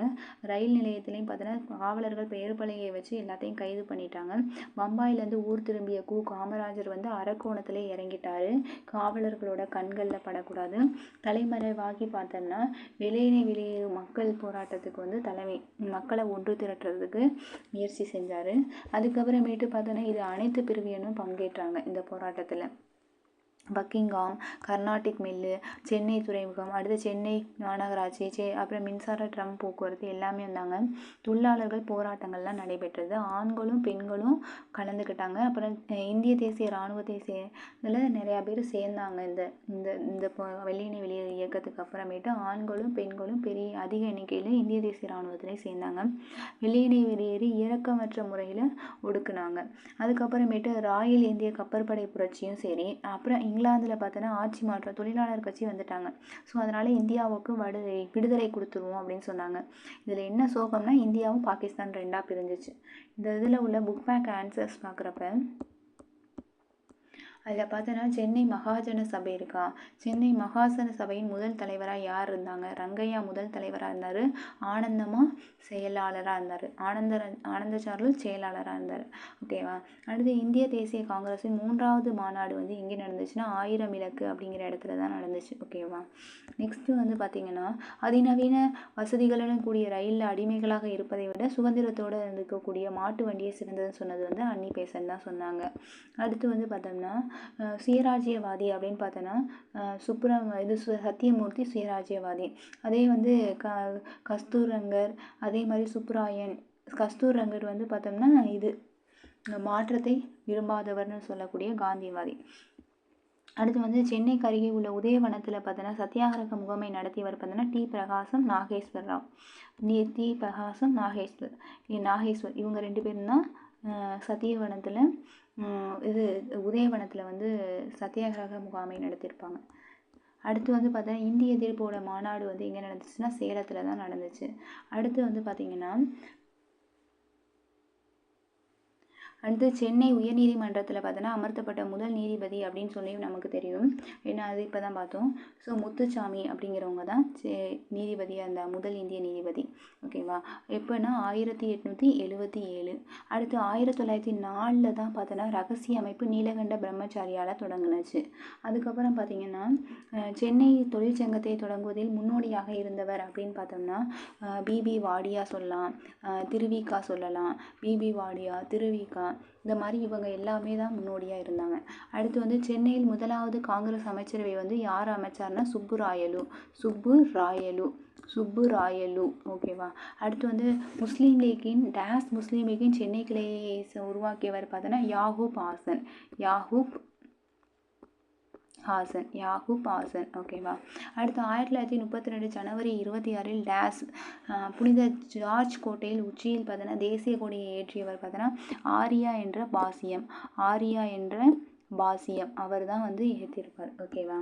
நெக்ஸ்ட்டு வந்து பார்த்தீங்கன்னா சரியான இது பார்த்தீங்கன்னா சென்னை வாசிகள் சங்கம் 1852 பிப்ரவரி மாதம் 26ஆம் தேதி தான் இது சென்னை வாசிகள் சங்கத்தை தொடங்கியிருப்பாங்க. அடுத்து வந்து தமிழில் வெளிவந்த தேசிய பருவ இதழான சுதேசமித்திரன் 1891 பார்த்தோன்னா தொடங்கப்பட்டது அப்படிங்கிறாங்க. 1891 பார்த்தோன்னா தொடங்கப்பட்டது கரெக்டான ஆன்சர். அடுத்தது பார்த்தீங்கன்னா குடிமை பணி தேர்வுகள் இந்தியாவில் மட்டுமே நடத்தப்பட வேண்டும் என சென்னை மகாஜன சபை கோரிக்கை விடுத்தது அப்படின்னு சொன்னாங்க. அப்படி சொல்லலை, இந்தியாவில் மட்டும் இல்லை, இந்தியாவிலையும் இங்கிலாந்துலேயும் நடத்தணும் தனித்தனியாக அப்படின்னு தான் சொல்லியிருப்பாங்க. ஸோ அது தப்பு. ஸோ ஆன்சர் 1, 2 மட்டும்தான் கரெக்டு. ஓகேவா. நெக்ஸ்ட் வந்து ஒத்துழையாமை இயக்கத்தில் பெரியார் பங்கேற்கவில்லை. ஒத்துழையாமை இயக்கத்தில் பெரியாரும் ராஜாஜியும் தான் பங்கேற்றார். அப்போ இது தப்பு. அடுத்து வந்து முஸ்லீம் லீக்கின் பார்த்தோன்னா சேர்ந்த யாகூப் ஹாசனுடன் ராஜாஜி நெருக்கமாக பணியாற்றினார். கரெக்டு. அடுத்து ஒத்துழையாமை இயக்கத்தில் பார்த்தோன்னா தொழிலாளர்கள் கலந்து கொள்ளவில்லை அப்படிங்கிறது தப்பு. ஏன்னா தொழிலாளர்களும் கலந்துக்கிட்டாங்க, பெண்கள் எல்லாமே கலந்துக்கிட்டாங்க. அடுத்து தமிழ்நாட்டில் கள்ளுக்கடைகளுக்கு முன்பாக மறியல் செய்யப்படவில்லை. ஒத்துழையாமை இயக்கத்தில் தான் முக்கிய அம்சமே கள்ளுக்கடை மறியல் தான். ஸோ இதில் வந்து ஆன்சர் வந்து என்னென்னா செகண்ட் மட்டும்தான் கரெக்டு. அடுத்தது பார்த்திங்கன்னா பொறுத்துக.